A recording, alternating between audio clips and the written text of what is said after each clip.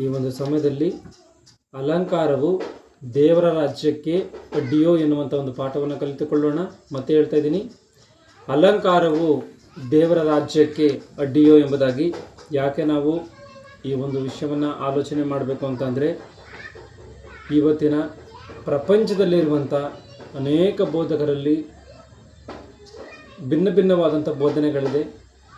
ಅದರಲ್ಲಿ ನಮ್ಮ ದೇಶಕ್ಕೆ ಸಂಬಂಧಪಟ್ಟಂಥ ರೀತಿಯಲ್ಲಿ ನೋಡುವಂಥದ್ದಾದರೆ, ಕೆಲವು ಬೋಧಕರು ಸ್ತ್ರೀಯರ ವಿಚಾರದಲ್ಲಿ ಸ್ತ್ರೀಯರುಗಳು ಹಣೆಗೆ ಬೊಟ್ಟನ್ನು ಇಡಬಾರ್ದು, ಕೈಗೆ ಬಳೆಗಳನ್ನು ತೊಡಬಾರ್ದು, ಮತ್ತು ತಲೆಗೆ ಹೂವನ್ನು ಮುಡಿಬಾರ್ದು, ಈ ರೀತಿಯಾದಂಥ ಮತ್ತು ಕೊರಳಿಗೆ ಮಾಂಗಲ್ಯ ಸೂತ್ರ ಎಂಬುದಾಗಿ ಹೇಳ್ತೀವಲ್ಲ, ಆ ಒಂದು ಮಾಂಗಲ್ಯ ಸೂತ್ರವನ್ನು ಹಾಕಿಕೊಳ್ಳಬಾರದು. ಯಾಕೆಂತಂದರೆ ಕ್ರೈಸ್ತರಾಗಿದ್ದರೆ ನೀವು ಅವೆಲ್ಲ ಮಾಡಬಾರ್ದು ಎಂಬುದಾಗಿ ಹೇಳ್ತಾ ಇರುವಂಥ ಕಾರಣ,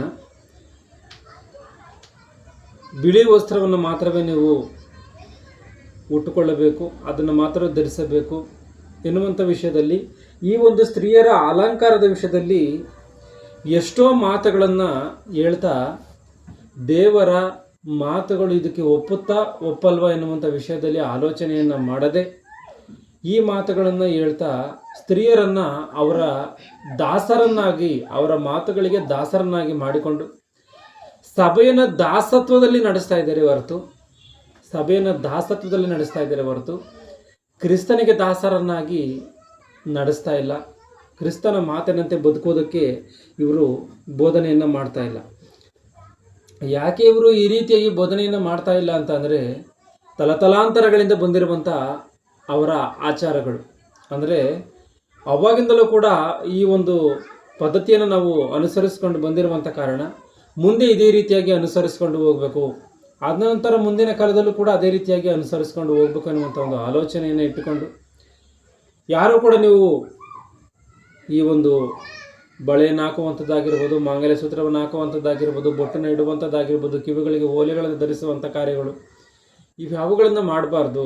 ಒಂದು ವೇಳೆ ಇವೆಲ್ಲವೂ ಕೂಡ ಮನುಷ್ಯನಿಗೆ ಅವಶ್ಯಕತೆ ಇತ್ತು ಎನ್ನುವಂಥದ್ದೇ ಸತ್ಯವಾಗಿದ್ದಿದ್ರೆ, ದೇವರು ನಮ್ಮನ್ನು ಆ ರೀತಿಯಾಗಿಯೇ ಹುಟ್ಟಿಸ್ತಾ ಇದ್ದ. ಅಂದರೆ ಯಾವ ರೀತಿಯಾಗಿ ಅಂದರೆ, ದೇವರು ಮಾನವನ ಶರೀರವನ್ನು ಮಾಡಿದನಲ್ವಾ, ದೇವರು ಈ ಮಾನವನ ಶರೀರವನ್ನು ಮಾಡಿದ ಸಮಯದಲ್ಲಿ ಬೊಟ್ಟು ಎನ್ನುವಂಥದ್ದು ಅವಶ್ಯಕತೆ ಇದ್ದರೆ ಆ ಒಂದು ಶರೀರದಲ್ಲೇ ಬೊಟ್ಟನ್ನು ದೇವರು ಸೃಷ್ಟಿ ಮಾಡ್ತಾ ಇದ್ದ. ಮತ್ತು ಆ ಒಂದು ಹೂವುಗಳು ಕೂಡ ಯಾವಾಗಲೂ ತಲೆಯಲ್ಲಿರುವಂಥ ರೀತಿಯಲ್ಲಿ ಮಾಡ್ತಿದೆ ಎನ್ನುವಂಥ ರೀತಿಯಲ್ಲಿ ಹುಚ್ಚರ ರೀತಿಯಲ್ಲಿ ಮಾತನಾಡ್ತಾ ಇವರು ಇಷ್ಟಾನುಸಾರವಾಗಿ ಬೋಧನೆಯನ್ನು ಮಾಡ್ತಾ ಇದ್ದಾರೆ.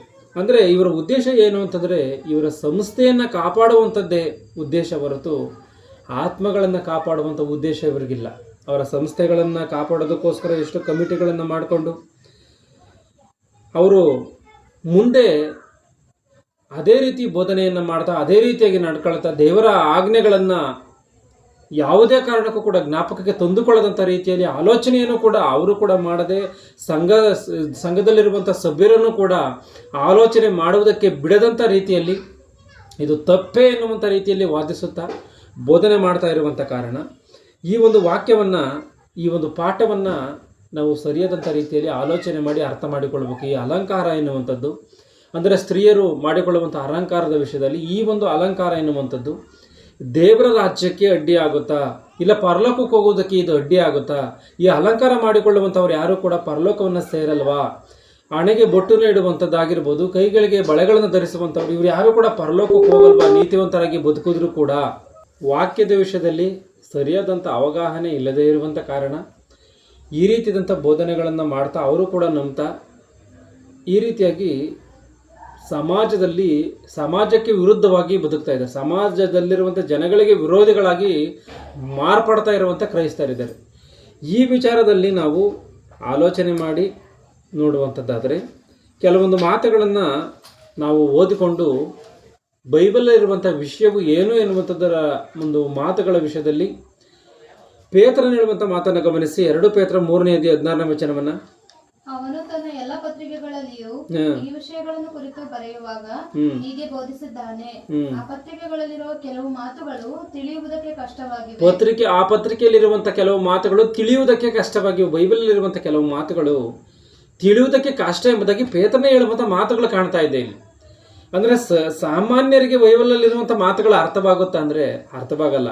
ಸಾಮಾನ್ಯರಿಗೆ ಬೈಬಲಲ್ಲಿರುವಂಥ ಮಾತುಗಳು ಅರ್ಥವಾಗದೇ ಇರುವಂಥ ಕಾರಣವೇ ಬೈಬಲಲ್ಲಿ ತಪ್ಪುಗಳಿದೆ, ಬೈಬಲಲ್ಲಿ ಅಶ್ಲೀಲತೆ ಅನ್ನುವಂಥದ್ದಿದೆ, ಬೈಬಲಲ್ಲಿ ಕಥೆಗಳಿದೆ, ಬೈಬಲು ಈ ಒಂದು ಸೈಂಟಿಫಿಕ್ ಎರರ್ ಇದೆ, ವೈಜ್ಞಾನಿಕವಾದಂಥ ತಪ್ಪುಗಳಿದೆ ಎನ್ನುವಂಥ ಎಷ್ಟೋ ಮಾತುಗಳನ್ನು ಎಷ್ಟೋ ಜನರು ಮಾತನಾಡುವಂಥದ್ರ ಹಿಂದೆ ಇರುವಂಥ ಒಂದು ಕಾರಣ ಏನು ಅಂದರೆ ಬೈಬಲ್ನ ಅರ್ಥ ಮಾಡಿಕೊಳ್ಳದೇ ಇರುವಂಥದ್ದೇ.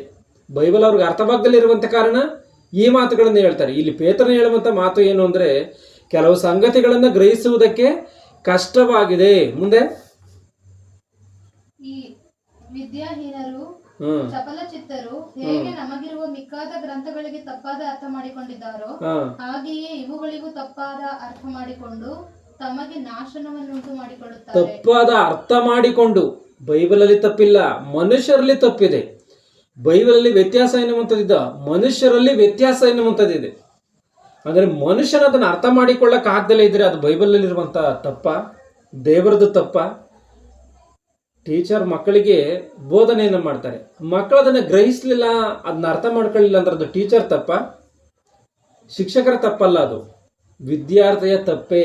ಆ ರೀತಿಯಾಗಿ ಬೈಬಲಲ್ಲಿರುವಂಥ ಯಾವುದೋ ಮಾತುಗಳು ಅರ್ಥವಾಗಲಿಲ್ಲ ಅಂತಂದ್ರೆ ಅದು ಓದುವಂಥವರ ತಪ್ಪೇ ಹೊರತು ಬರೆಸಿಕೊಟ್ಟಿರುವಂಥ ದೇವರದ್ದು ತಪ್ಪಲ್ಲ ಎನ್ನುವಂಥದ್ದನ್ನು ಸ್ಪಷ್ಟವಾಗಿ ನಾವಿಲ್ಲಿ ಅರ್ಥ ಮಾಡಿಕೊಳ್ಳಬೇಕು. ಅಂದರೆ ಸಭೆಗಳಿಗೆ ಒಂದೊಂದು ಸಿದ್ಧಾಂತಗಳನ್ನು ಇಟ್ಕೊಂಡು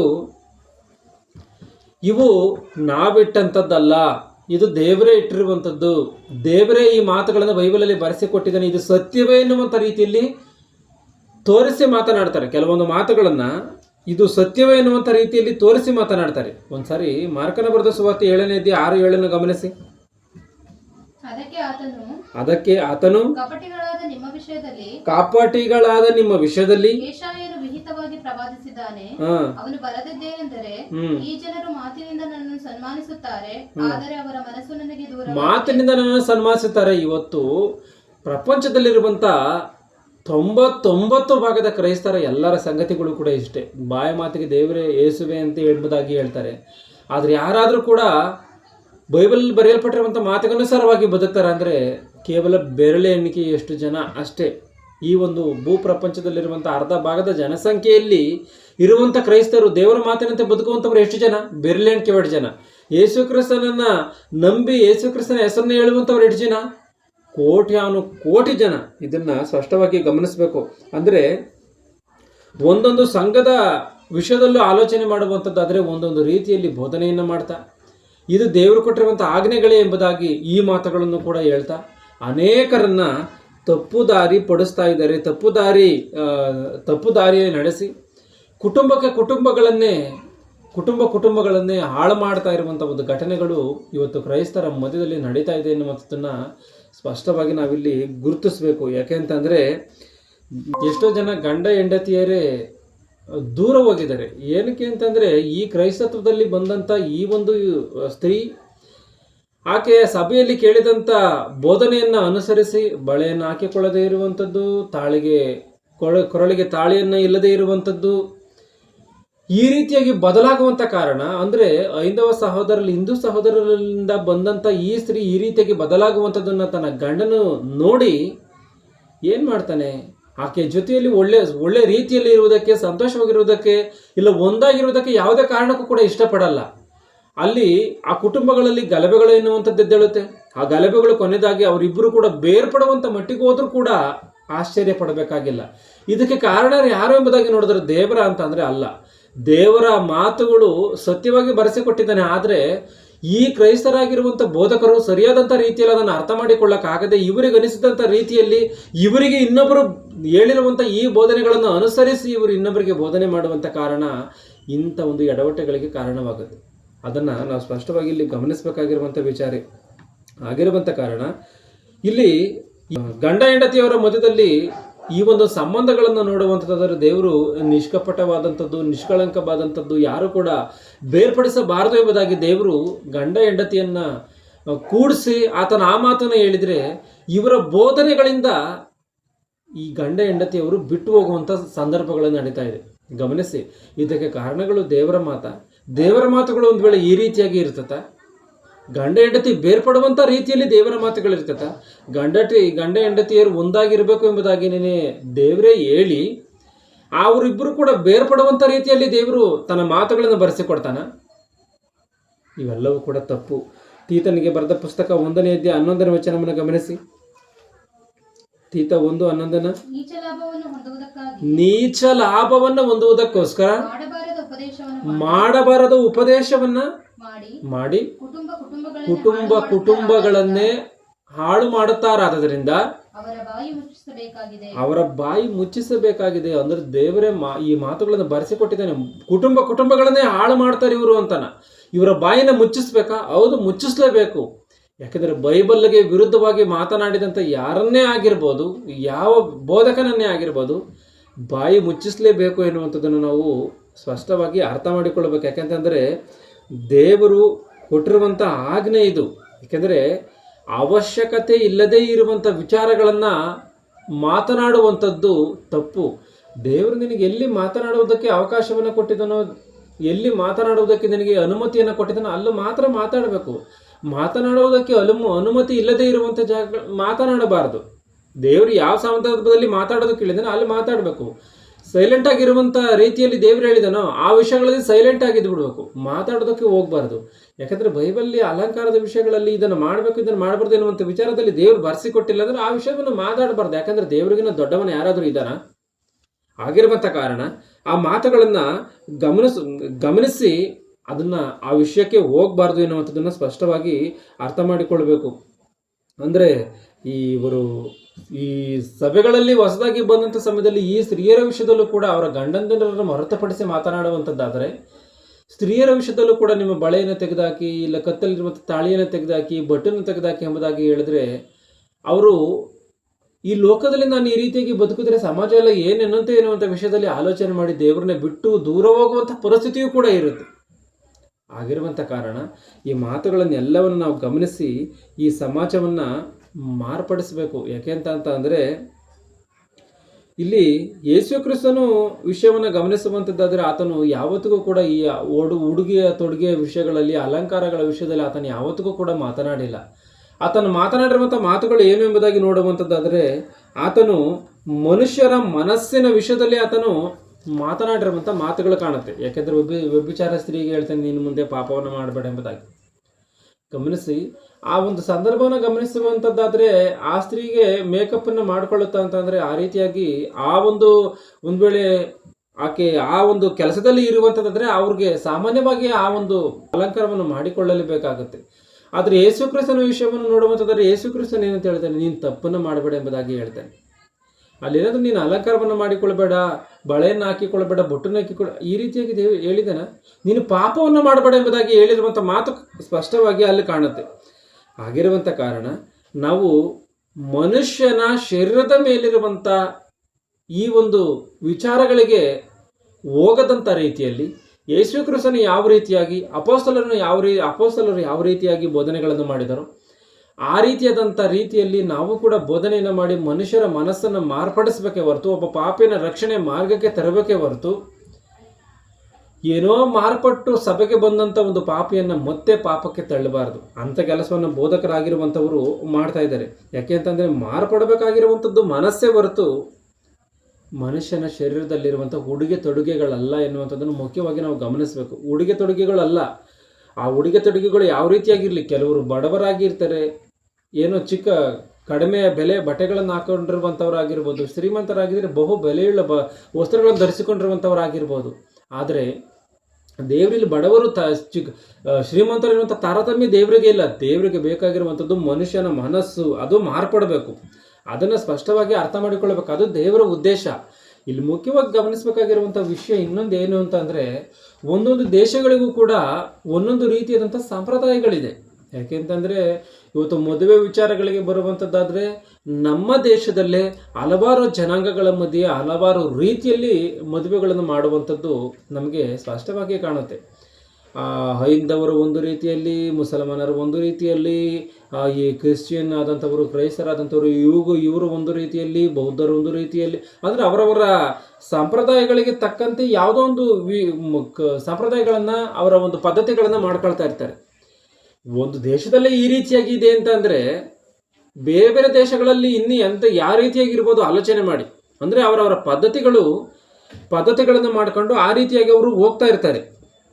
ಈಗ ನಮ್ಮ ಭಾರತೀಯ ಸಂಪ್ರದಾಯದ ಪ್ರಕಾರವಾಗಿ ಯಾವುದೇ ಒಂದು ಸ್ತ್ರೀ ಮೈ ತುಂಬ ಸೀರೆಯನ್ನು ಧರಿಸಿಕೊಂಡು ತಲೆಯಲ್ಲಿ ಹೂವನ್ನು ಮುಡಿದುಕೊಂಡು ಕೈ ತುಂಬ ಬಳೆಯನ್ನು ಹಾಕಿಕೊಂಡು ಬೊಟ್ಟನ್ನು ಇಡುವಂಥದ್ದು ಇದು ನಮ್ಮ ಭಾರತ ದೇಶದ ಸಂಪ್ರದಾಯ. ಇದನ್ನು ಎಲ್ಲರೂ ಕೂಡ ಸಾಮಾನ್ಯವಾಗಿ ಬಹಳಷ್ಟು ಹೆಚ್ಚಾಗಿ ಪಾಲಿಸ್ತಾರೆ. ಹೆಚ್ಚಾಗಿ ಆ ರೀತಿಯಾಗಿ ಸ್ತ್ರೀಯರು ಇರ್ತಾರೆ. ಈ ಒಂದು ವಿಚಾರದಲ್ಲಿ ನಾವು ಆಲೋಚನೆ ಮಾಡಿ ನೋಡುವಂಥದ್ದಾದರೆ ಈ ಯಾವುದೇ ಒಂದು ಈ ರೀತಿಯಾಗಿ ಈ ಪದ್ಧತಿಯನ್ನು ಅನುಸರಿಸುವಂಥ ಒಬ್ಬ ಸ್ತ್ರೀ ದೇವರನ್ನ ಅರ್ಥ ಮಾಡಿಕೊಂಡು ಮಾನಸಾಂತರ ಪಟ್ಟು ಒಂದೊಳಗೆ ಸಭೆಗೆ ಬರುವಂಥದ್ದಾದರೆ ಆ ಸಭೆಯಲ್ಲಿ ಈ ರೀತಿಯಾಗಿ ಬೋಧನೆ ಮಾಡುವಂಥದ್ದಾದರೆ ನೀನು ಈ ರೀತಿಯಾಗೆಲ್ಲ ಧರಿಸಬಾರ್ದು ಎಂಬುದಾಗಿ ಬೋಧನೆ ಮಾಡುವಂಥದ್ದಾದರೆ ಆಕೆ ಒಂದು ವೇಳೆ ಎಲ್ಲವನ್ನು ತ್ಯಜಿಸಿ ಒಂದು ವೇಳೆ ಸಭೆಗೆ ಬರುವಂಥದ್ದಾದರೆ ಆ ಅವಿಶ್ವಾಸಿಯಾದಂಥ ಗಂಡನು ಆಕೆಯನ್ನು ನೋಡಿ ಏನಂದ್ಕೊಳ್ತಾನೆ, ಭಾರತೀಯ ಸಂಪ್ರದಾಯದ ಪ್ರಕಾರವಾಗಿ ಈ ಒಂದು ಬಳೆಯನ್ನಾಗಿರ್ಬೋದು, ಕುಂಕುಮವನ್ನಾಗಿರ್ಬೋದು, ತಾಳಿಯನ್ನಾಗಿರ್ಬೋದು ಇವೆಲ್ಲವನ್ನು ತೆಗೆದಾಕದು ಯಾವಾಗ ಅಂತ ಅಂದರೆ ತನ್ನ ಗಂಡನು ಸತ್ತೋದಂಥ ತರುವಾಯ. ತನ್ನ ಗಂಡನು ಸತ್ತ ತರುವಾಯ ಸತ್ತಾಗ ತೆಗಿತಾರೆ ಇದನ್ನೆಲ್ಲವನ್ನ. ಆ ರೀತಿಯಾಗಿ ಈ ಒಂದು ಸ್ತ್ರೀ ಸಭೆಗೆ ಹೋಗುವಂಥ ಸಮಯದಲ್ಲಿ ಇದನ್ನು ತೆಗೆದಾಕ್ತಾಳೆ ಅಂತಂದ್ರೆ ಆ ಗಂಡನ ಏನಂತ ಕೇಳ್ತಾನೆ, ನಾನು ಜೀವಂತವಾಗಿ ಇದ್ದಾಗ್ಲೇನೆ ಈ ರೀತಿಯಾಗಿ ನಡ್ಕೊಳ್ತಾ ಇದ್ದಾಳಲ್ಲ, ಈ ರೀತಿಯಾಗಿ ಎಲ್ಲವನ್ನ ತೆಗೆದಾಕ್ತಾ ಇದ್ದಾಳಲ್ಲ ಅಂತ ಅಂದರೆ ಆ ಗಂಡನ ಏನು ಮಾಡ್ತಾನೆ, ಆಕೆಯನ್ನು ದ್ವೇಷ ಮಾಡೋದಕ್ಕೆ ಸ್ಟಾರ್ಟ್ ಮಾಡ್ತಾನೆ. ದ್ವೇಷ ಮಾಡೋದಕ್ಕೆ ಸ್ಟಾರ್ಟ್ ಮಾಡ್ಬೋದು, ಬಿಡುವುದಕ್ಕೆ ಸ್ಟಾರ್ಟ್ ಮಾಡ್ಬೋದು. ಕುಟುಂಬದಲ್ಲಿ ಇಲ್ಲದ ಸಮಸ್ಯೆಗಳು ಉಂಟಾಗುತ್ತೆ. ಗಮನಿಸಿ, ಇಲ್ಲದ ಸಮಸ್ಯೆಗಳು ಉಂಟಾಗುತ್ತೆ. ಅಂದರೆ ಇದಕ್ಕೆ ಕಾರಣ ಯಾರು? ಇವರು ಮಾಡಿದಂಥ ಬೋಧನೆ ಎನ್ನುವಂಥದ್ದನ್ನು ಸ್ಪಷ್ಟವಾಗಿ ಅರ್ಥ ಮಾಡಿಕೊಳ್ಳಬೇಕು. ಇಷ್ಟಕ್ಕೂ ಅಲಂಕಾರವನ್ನು ಮಾಡಿಕೊಳ್ಳಬೇಕಾ, ಅಲಂಕಾರವನ್ನು ಮಾಡಿಕೊಳ್ಳಬಾರ್ದ? ಇದನ್ನು ನಾವು ಮುಖ್ಯವಾಗಿ ಇಲ್ಲಿ ತಿಳಿದುಕೊಳ್ಬೇಕಾಗಿರುವಂಥ ವಿಚಾರ. ಈ ಒಂದು ವಿಷಯಕ್ಕೆ ಬರುವಂಥದ್ದಾದರೆ ಅದು ಅವರವರಿಗೆ ಬಿಟ್ಟಂಥ ಇಷ್ಟ, ಅವರವರ ಇಷ್ಟ. ಅದು ಅಲಂಕಾರವನ್ನು ಮಾಡಿಕೊಳ್ತಾರ, ಅಲಂಕಾರವನ್ನು ಮಾಡಿಕೊಳ್ಳದೇ ಇರ್ತಾರ, ಅದು ಅವರ ಇಷ್ಟ. ಯಾಕೆ ಅಂತಂದರೆ ಈ ಒಂದು ಅಲಂಕಾರ ಎನ್ನುವಂಥದ್ದು ಪುರುಷರಿಗೆ ಇಲ್ವಾ, ಸ್ತ್ರೀಯರಿಗೆ ಮಾತ್ರ ಇದೆಯಾ? ಎಲ್ಲರೂ ಕೂಡ ಅಲಂಕಾರ ಎನ್ನುವಂಥದ್ದಂಗೆನೇ ಸ್ತ್ರೀಯರಿಗೆ ನೋಡುವಂಥದ್ದು ತಪ್ಪು. ಏಕೆಂತಂದರೆ ಪುರುಷರಿಗೂ ಕೂಡ ಅಲಂಕಾರ ಎನ್ನುವಂಥದ್ದಿದೆ. ಯಾಕೆ ಅಂತ ಈ ಮಾತನ್ನು ಹೇಳ್ತಾ ಇದ್ದೀನಿ ಅಂತಂದರೆ ಗಲಾತ್ಯ ಪುಸ್ತಕದ ಪ್ರಕಾರವಾಗಿ ಯೇಸು ಕ್ರಿಸ್ತನ ನಂಬಿಕೊಂಡು ಯೇಸು ಕ್ರಿಸ್ತ ಧರಿಸಿಕೊಳ್ಳುವಂಥದ್ದಾದರೆ ಗಂಡು ಹೆಣ್ಣು ದಾಸನು ಒಡೆಯನು ಎನ್ನುವಂಥ ಭೇದ ಇಲ್ಲ ಎನ್ನುವಂಥ ಮಾತು ಸ್ಪಷ್ಟವಾಗಿ ಕಾಣುತ್ತೆ. ಆಗಿರುವಂಥ ಕಾರಣ ಅಲಂಕಾರ ಎನ್ನುವಂಥದ್ದು ಪುರುಷರಿಗಾಗಿರ್ಬೋದು ಸ್ತ್ರೀಯರಿಗಾಗಿರ್ಬೋದು ಇಬ್ಬರಿಗೂ ಅನ್ವಯಿಸುತ್ತೆ. ಅಂದರೆ ಇಬ್ಬರಿಗೂ ಅನ್ವಯಿಸುತ್ತೆ. ಈಗ ನಾವು ಸ್ಪಷ್ಟವಾಗಿ ಗಮನಿಸಬೇಕಾಗಿರುವಂಥ ಒಂದು ವಿಚಾರ ಇದೆ. ಅದೇನು ಅಂದರೆ ಕ್ರಿಸ್ತನನ್ನು ನಾವು ದೀಕ್ಷಾಸ್ನಾನ ಮಾಡಿಸಿಕೊಂಡಂಥ ತರುವಾಯ ಏನಾಗುತ್ತೆ, ಕ್ರಿಸ್ತನನ್ನು ಧರಿಸಿಕೊಳ್ತೀವಿ. ಕ್ರಿಸ್ತನನ್ನು ನಾವು ಧರಿಸಿಕೊಳ್ತೀವಿ. ಧರಿಸಿಕೊಳ್ಳುವಂಥದ್ದು ಅಂದರೆ ಏನು?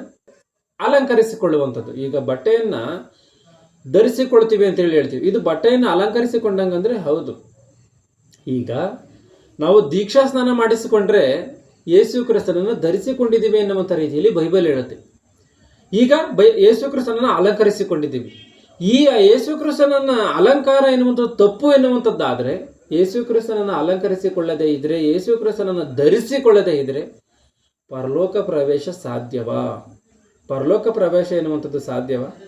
ಪರಲೋಕ ಪ್ರವೇಶ ಎನ್ನುವಂಥದ್ದು ಯಾವುದೇ ಕಾರಣಕ್ಕೂ ಕೂಡ ಸಾಧ್ಯ ಇಲ್ಲ.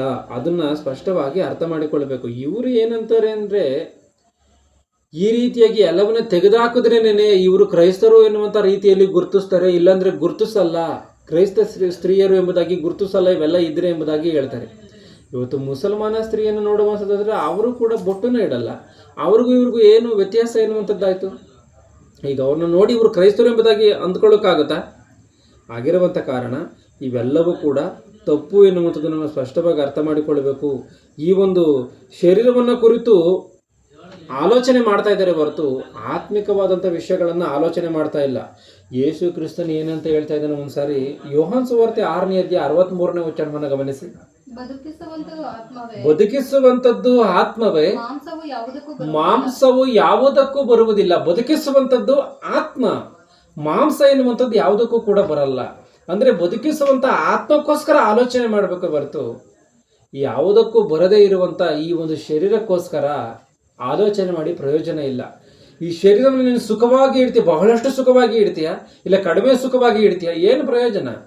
ಈ ಶರೀರ ಎನ್ನುವಂಥದ್ದು ಏನಾದ್ರೂ ನಮ್ಮ ಪರಲೋಕಕ್ಕೆ ಸೇರಿಸುವಂಥ ರೀತಿಯಲ್ಲಿ ಇದೇ ನಮಗೆ ಸಪೋರ್ಟ್ ಮಾಡುತ್ತಾ ಅಂತಂದರೆ ಈ ಶರೀರ ಎನ್ನುವಂಥದ್ದೇ ನಮಗೆ ಶತ್ರು ಎನ್ನುವಂಥ ರೀತಿಯಲ್ಲಿ ಬೈಬಲ್ ಹೇಳುತ್ತೆ. ಆಗಿರುವಂಥ ಕಾರಣ ಈ ಶರೀರವಾದ ವಿಷಯದಲ್ಲಿ ಆಲೋಚನೆ ಮಾಡಬೇಕಾಗಿಲ್ಲ ಎನ್ನುವಂಥ ರೀತಿಯಲ್ಲಿ ಈ ದೇವರ ವಾಕ್ಯವು ಹೇಳ್ತಾ ಇದೆ. ಅಂದರೆ ಶರೀರವು ಕೇವಲ ನಿಷ್ಪ್ರಯೋಜನವಾಗಿದೆ ಅಂತ ಅಂದರೆ, ನಿಷ್ಪ್ರಯೋಜನವಾಗಿರುವಂಥ ಈ ಒಂದು ಶರೀರಕ್ಕೋಸ್ಕರ ಮಾಡುವಂಥ ಈ ಅಲಂಕಾರವು ಕೂಡ ನಿಷ್ಪ್ರಯೋಜನವಾದಂಥದ್ದು. ಅಲಂಕಾರ ಎನ್ನುವಂಥದ್ದು ನಮ್ಮನ್ನೇನು ತೆಗೆದುಕೊಂಡು ಹೋಗಿ ಪರಲೋಕಕ್ಕೆ ಸೇರಿಸ್ತಾರೆ. ಅಲಂಕಾರ ಮಾಡಿದ ಆ ಕ್ಷಣಕ್ಕೇನೆ ಪರಲೋಕಕ್ಕೆ ಹೋಗಲ್ಲ. ಇದನ್ನು ಸ್ಪಷ್ಟವಾಗಿ ನಾವು ಈ ಮಾತುಗಳನ್ನು ನಾವು ಗಮನಿಸಬೇಕು. ಆಗಿರುವಂಥ ಕಾರಣ ಗಲಾತ್ಯ ಪುಸ್ತಕದಲ್ಲಿ 3ನೇ ಅಧ್ಯಾಯ 26ರಿಂದ 28ನೇ ವಚನವನ್ನು ಗಮನಿಸಿ. ನೀವೆಲ್ಲರೂ ಕ್ರಿಸ್ತ ಯೇಸುವಿನಲ್ಲಿಟ್ಟಿರುವ ನಂಬಿಕೆಯ ಮೂಲಕ ದೇವರ ಪುತ್ರರಾಗಿದ್ದೀರಿ. ಹೇಗೆಂದರೆ ಕ್ರಿಸ್ತನಲ್ಲಿ ಸೇರುವುದಕ್ಕೆ ದೀಕ್ಷಾಸ್ನಾನ ಮಾಡಿಸಿಕೊಂಡಿರುವ ನೀವೆಲ್ಲರೂ ಕ್ರಿಸ್ತನನ್ನು ಧರಿಸಿಕೊಂಡಿರಿ. ನೀವೆಲ್ಲರೂ ಕ್ರಿಸ್ತ ಯೇಸುವಿನಲ್ಲಿ ಒಂದೇ ಆಗಿರುವ ಕ್ರಿಸ್ತನನ್ನ ಧರಿಸಿಕೊಂಡಿರಿ. ಅಂದ್ರೆ ಅಲಂಕಾರವನ್ನ ಮಾಡಿಕೊಳ್ಳಬಾರದು ಎಂಬುದಾಗಿ ಹೇಳ್ತಾ ಇದ್ದಾರಲ್ಲ, ಅವರೆಲ್ಲರೂ ಕೂಡ ಅಲಂಕಾರವನ್ನು ಮಾಡಿಕೊಂಡಿದ್ದಾರೆ ಎನ್ನುವಂಥದ್ದು ಖಚಿತವಾದಂತಹ ಸಂಗತಿ. ಯಾವುದೇ ಒಬ್ಬ ಬೋಧಕನು ಅಲಂಕಾರವನ್ನು ಮಾಡಿಕೊಳ್ಳಬಾರದು ಎಂಬುದಾಗಿ ಹೇಳ್ತಾ ಇದ್ದಾನಲ್ಲ, ಅವನು ಏನು ಮಾಡ್ಕೊಂಡಿದ್ದಾನೆ? ದೀಕ್ಷಾ ಸ್ನಾನ ಮಾಡಿಸಿಕೊಂಡಿರುವಂಥದ್ದಾದ್ರೆ ವಾಕ್ಯಕ್ಕನುಸಾರವಾಗಿ ಅವನು ಕ್ರಿಸ್ತನನ್ನು ಅಲಂಕರಿಸಿಕೊಂಡಿದ್ದಾನೆ. ಆ ಅಲಂಕಾರ ಇಲ್ಲದೆ ಪರಲೋಕ ಪ್ರವೇಶ ಎನ್ನುವಂಥದ್ದು ಇಲ್ಲ. ಅಂದ್ರೆ ಅವನು ಅಲಂಕಾರ ಮಾಡಿಕೊಂಡು ಇನ್ನೊಬ್ಬರಿಗೆ ಅಲಂಕಾರ ಮಾಡಬಾರ್ದು ಎಂಬುದಾಗಿ ಹೇಳ್ತಾ ಇದ್ದಾನೆ. ಅಂದ್ರೆ ಈ ವಾಕ್ಯದ ಜ್ಞಾನ ಎನ್ನುವಂಥದ್ದು ಇಲ್ಲ ಎನ್ನುವಂಥದ್ದನ್ನು ಸ್ಪಷ್ಟವಾಗಿ ಈ ಮಾತುಗಳಲ್ಲಿ ಅರ್ಥ ಮಾಡಿಕೊಳ್ಳಬೇಕು. ಕೆಲವರು ಆ ಬಟ್ಟೆಗಳ ವಿಷಯದಲ್ಲಿ ಬಿಳಿಯ ಬಟ್ಟೆಯನ್ನೇ ಧರಿಸಬೇಕು, ಇಲ್ಲ ಬಿಳಿಯ ಹೂವುಗಳನ್ನೇ ಮಾತ್ರವೇ ಮುಡಬೇಕು, ಬೇರೆ ಯಾವುದೋ ಹೂವುಗಳನ್ನು ಮುಡಿಯಂಗಿಲ್ಲ, ಈ ಬಿಳಿ ಬಟ್ಟೆಯನ್ನು ಮಾತ್ರವೇ ಧರಿಸಿದ್ರೆ ಮಾತ್ರ ಪರಲೋಕಕ್ಕೆ ಹೋಗ್ತೀವಿ, ಇಲ್ಲ ಅಂತಂದ್ರೆ ಹೋಗಲ್ಲ ಎಂಬುದಾಗಿ ಹೇಳ್ತಾ ಎಷ್ಟೋ ಮನುಷ್ಯರ ಮನಸ್ಸಿನಲ್ಲಿ ಆಳವಾದಂಥ ರೀತಿಯಲ್ಲಿ ಬೇರೂರುವಂತೆ ಮಾಡಿದ್ದಾರೆ. ಒಂದನ್ನ ನಾವು ಸ್ಪಷ್ಟವಾಗಿ ಗಮನಿಸಬೇಕು. ಈ ಬಿಳಿಯ ವಸ್ತ್ರವನ್ನೇ ಮನುಷ್ಯನು ಧರಿಸಿಕೊಳ್ಳಬೇಕು ಎನ್ನುವಂಥದ್ದು ಸತ್ಯವಾಗಿದ್ದಿದ್ರೆ, ಬಿಳಿಯ ಹೂಗಳನ್ನೇ ಸ್ತ್ರೀಯರು ಮುಡಿಬೇಕು ಎನ್ನುವಂಥದ್ದು ಸತ್ಯವಾಗಿದ್ದಿದ್ರೆ, ದೇವರು ಈ ಪ್ರಕೃತಿನೆಲ್ಲ ನಾವು ಗಮನಿಸುವಂಥದ್ದಾದರೆ ದೇವರು ಈ ಪ್ರಕೃತಿಯಲ್ಲಿ ಯಾಕೆ ಇಷ್ಟು ಬಣ್ಣ ಬಣ್ಣದ ಹೂವುಗಳನ್ನು ಇಟ್ಟಿದ್ದಾನೆ, ಬಣ್ಣ ಬಣ್ಣದ ಪ್ರಾಣಿ ಪಕ್ಷಿಗಳನ್ನು ಇಟ್ಟಿದ್ದಾನೆ, ಸಮುದ್ರದ ಜಲಚರಗಳನ್ನು ಗಮನಿಸುವಂಥದ್ದಾದರೆ ಭಯಂಕರವಾದಂಥ ರೀತಿಯಲ್ಲಿ ಅವುಗಳನ್ನ ನೋಡುವುದಕ್ಕೆ ಬಹಳ ಮಟ್ಟಿಗೆ ಆಶ್ಚರ್ಯ ಆಗುತ್ತೆ. ಬಹಳ ರೀತಿಯಾದಂಥ ಆಶ್ಚರ್ಯ. ಅಂದರೆ ಬಣ್ಣ ಬಣ್ಣದ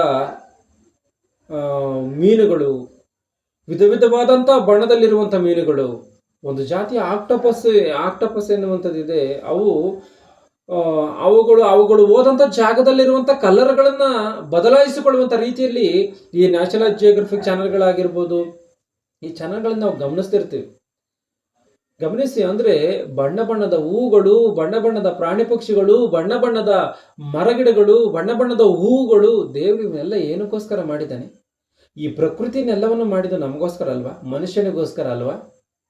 ಮನುಷ್ಯನಿಗೋಸ್ಕರ ಇವೆಲ್ಲವನ್ನ ಮಾಡಿದ್ದಾನೆ ಅಂತಂದ್ರೆ ಯಾವುದೋ ಬಿಳಿ ಬಣ್ಣವನ್ನು ಧರಿಸಿದ್ರೆ ಮಾತ್ರ ಪರಲೋಕಕ್ಕೆ ಹೋಗ್ತಾನೆ ಅನ್ನೋಂಥದ್ದು ಸತ್ಯವಾಗಿದ್ರೆ ದೇವರು ಎಲ್ಲವನ್ನ ಬಿಳಿಯಾಗಿ ಮಾಡಿರ್ಬೇಕಾಗಿತ್ತು. ಏನಕ್ಕೋಸ್ಕರ ಈ ರೀತಿಯಾದಂಥ ಬಣ್ಣ ಬಣ್ಣದ ಕಾರ್ಯಗಳನ್ನ ಮಾಡಿದ್ದಾನೆ ದೇವರು? ಪ್ರಪಂಚದಲ್ಲಿರುವಂತಹ ಹಣ್ಣುಗಳನ್ನು ನೋಡುವಂಥದ್ರೆ ಎಷ್ಟು ರುಚಿಗಳು, ಹುಳಿಯ ಹಣ್ಣುಗಳು, ಸಿಹಿಯ ಹಣ್ಣುಗಳು, ಸ್ವಲ್ಪ ಮಟ್ಟಿಗೆ ಕಹಿಯಾಗಿರುವಂತಹ ಹಣ್ಣುಗಳು, ಇಷ್ಟು ವಿಧವಾದಂಥ ಹಣ್ಣುಗಳನ್ನು ದೇವರು ಏನಕ್ಕೋಸ್ಕರ ಮಾಡಿದ್ದಾನೆ? ಇಷ್ಟು ವಿಧವಾದಂಥ ವಾಸನೆಗಳನ್ನು ದೇವರು ಏನಕ್ಕೋಸ್ಕರ ಮಾಡಿದ್ದಾನೆ? ಆಲೋಚನೆ ಮಾಡಿ. ಅಲಂಕಾರ ಎನ್ನುವಂಥದ್ದು ನಮಗಿಂತ ಮೊದಲು ದೇವರಿಗೆ ಇಷ್ಟವಾಗಿರುವಂಥ ಕಾರಣ ಈ ಪ್ರಕೃತಿಯನ್ನೆಲ್ಲವನ್ನ ದೇವರು ಅಲಂಕರಿಸಿದ್ದಾನೆ ಎನ್ನುವಂಥದ್ದನ್ನು ಸ್ಪಷ್ಟವಾಗಿ ಅರ್ಥ ಮಾಡಿಕೊಳ್ಳಬೇಕು. ದೇವರು ಈ ಪ್ರಕೃತಿಯನ್ನೆಲ್ಲವನ್ನ ವಿಧ ವಿಧವಾದಂಥ ರೀತಿಯಲ್ಲಿ ವಾಸನೆಗಳ ಮೂಲಕ, ಬಣ್ಣಗಳ ಮೂಲಕ, ಈ ಒಂದು ಆಕಾರಗಳಲ್ಲಿ ಎಲ್ಲವನ್ನು ದೇವರು ಅಲಂಕರಿಸಿದ್ದಾನೆ. ಇದು ಯಾರಿಗೋಸ್ಕರ ಅಂದರೆ ತನ್ನ ಮಕ್ಕಳಿಗೋಸ್ಕರ. ಇವತ್ತು ಶಾರೀರಿಕವಾಗಿ ಯಾವುದೇ ತಂದೆ ತಾಯಿಗಳು ಮಕ್ಕಳುಗಳನ್ನು ಪಡಿತಾ ಇರ್ತಾರೆ. ಆ ಯಾವುದೇ ಮಕ್ಕಳುಗಳು ತಮ್ಮ ಗರ್ಭದಲ್ಲಿ ಹುಟ್ಟಿದಂಥ ಆ ಮಕ್ಕಳುಗಳು ಸುಂದರವಾಗಿ ಅಲಂಕರಿಸ್ತಾ ಇರ್ತಾರೆ. ಇವರು ಕೂಡ, ಆ ಮಕ್ಕಳು ಕೂಡ ಅಲಂಕಾರ ಮಾಡಿಕೊಳ್ತಿರ್ತವೆ. ಅವುಗಳು ಬುದ್ಧಿ ಕಂಡ ಮೇಲೆ ಅವುಗಳು ಕೂಡ ಅಲಂಕಾರ ಮಾಡಿಕೊಳ್ತಾ ಇರ್ತವೆ. ಆ ಅಲಂಕಾರ ಮಾಡಿಕೊಂಡು ಸುಂದರವಾಗಿ ಕಾಣ್ತಾ ಇದ್ರೆ ಯಾವ ತಂದೆ ತಾಯಿ ಆದರೂ ಕೂಡ ನೀನು ಈ ರೀತಿಯಾಗಿ ಅಲಂಕರಿಸಿಕೊಳ್ಳಬಾರದು, ಯಾವಾಗಲೂ ಕೂಡ ನೀನು ವಿಕಾರವಾಗಿ ಇರಬೇಕು, ನೀನು ನೋಡೋದಕ್ಕೆ ಸುಂದರವಾಗಿರಬಾರ್ದು ಎಂಬುದಾಗಿ ಅಲಂಕಾರ ಬೇಡ ಎಂಬುದಾಗಿ ಹೇಳ್ತಾರೆ. ಆ ರೀತಿಯಾಗಿ ಹೇಳದೆ ತನ್ನ ಮಕ್ಕಳಿಗೆ ಒಂದು ಮುದ್ದನ್ನ ಕೊಡ್ತಾರೆ. ಏನಕ್ಕೆ ಅಂದ್ರೆ ಸುಂದರವಾಗಿ ಕಾಣ್ತಾ ಇದೆಯಾ ಎಂಬುದಾಗಿ. ಮಕ್ಕಳನ್ನು ಕೂಡ ಸುಂದರವಾಗಿ ಇರುವಂತ ರೀತಿಯಲ್ಲಿ ಬಟ್ಟೆಗಳನ್ನು ಹಾಕುವಂಥದ್ದು, ಸುಂದರವಾಗಿರುವಂತ ರೀತಿಯಲ್ಲಿ ಮುಖಕ್ಕೆ ಮೇಕಪ್ ಮಾಡುವಂಥದ್ದು, ಸುಂದರವಾಗಿರುವಂತ ರೀತಿಯಲ್ಲಿ ತಲೆ ಬಾಚುವಂಥದ್ದು.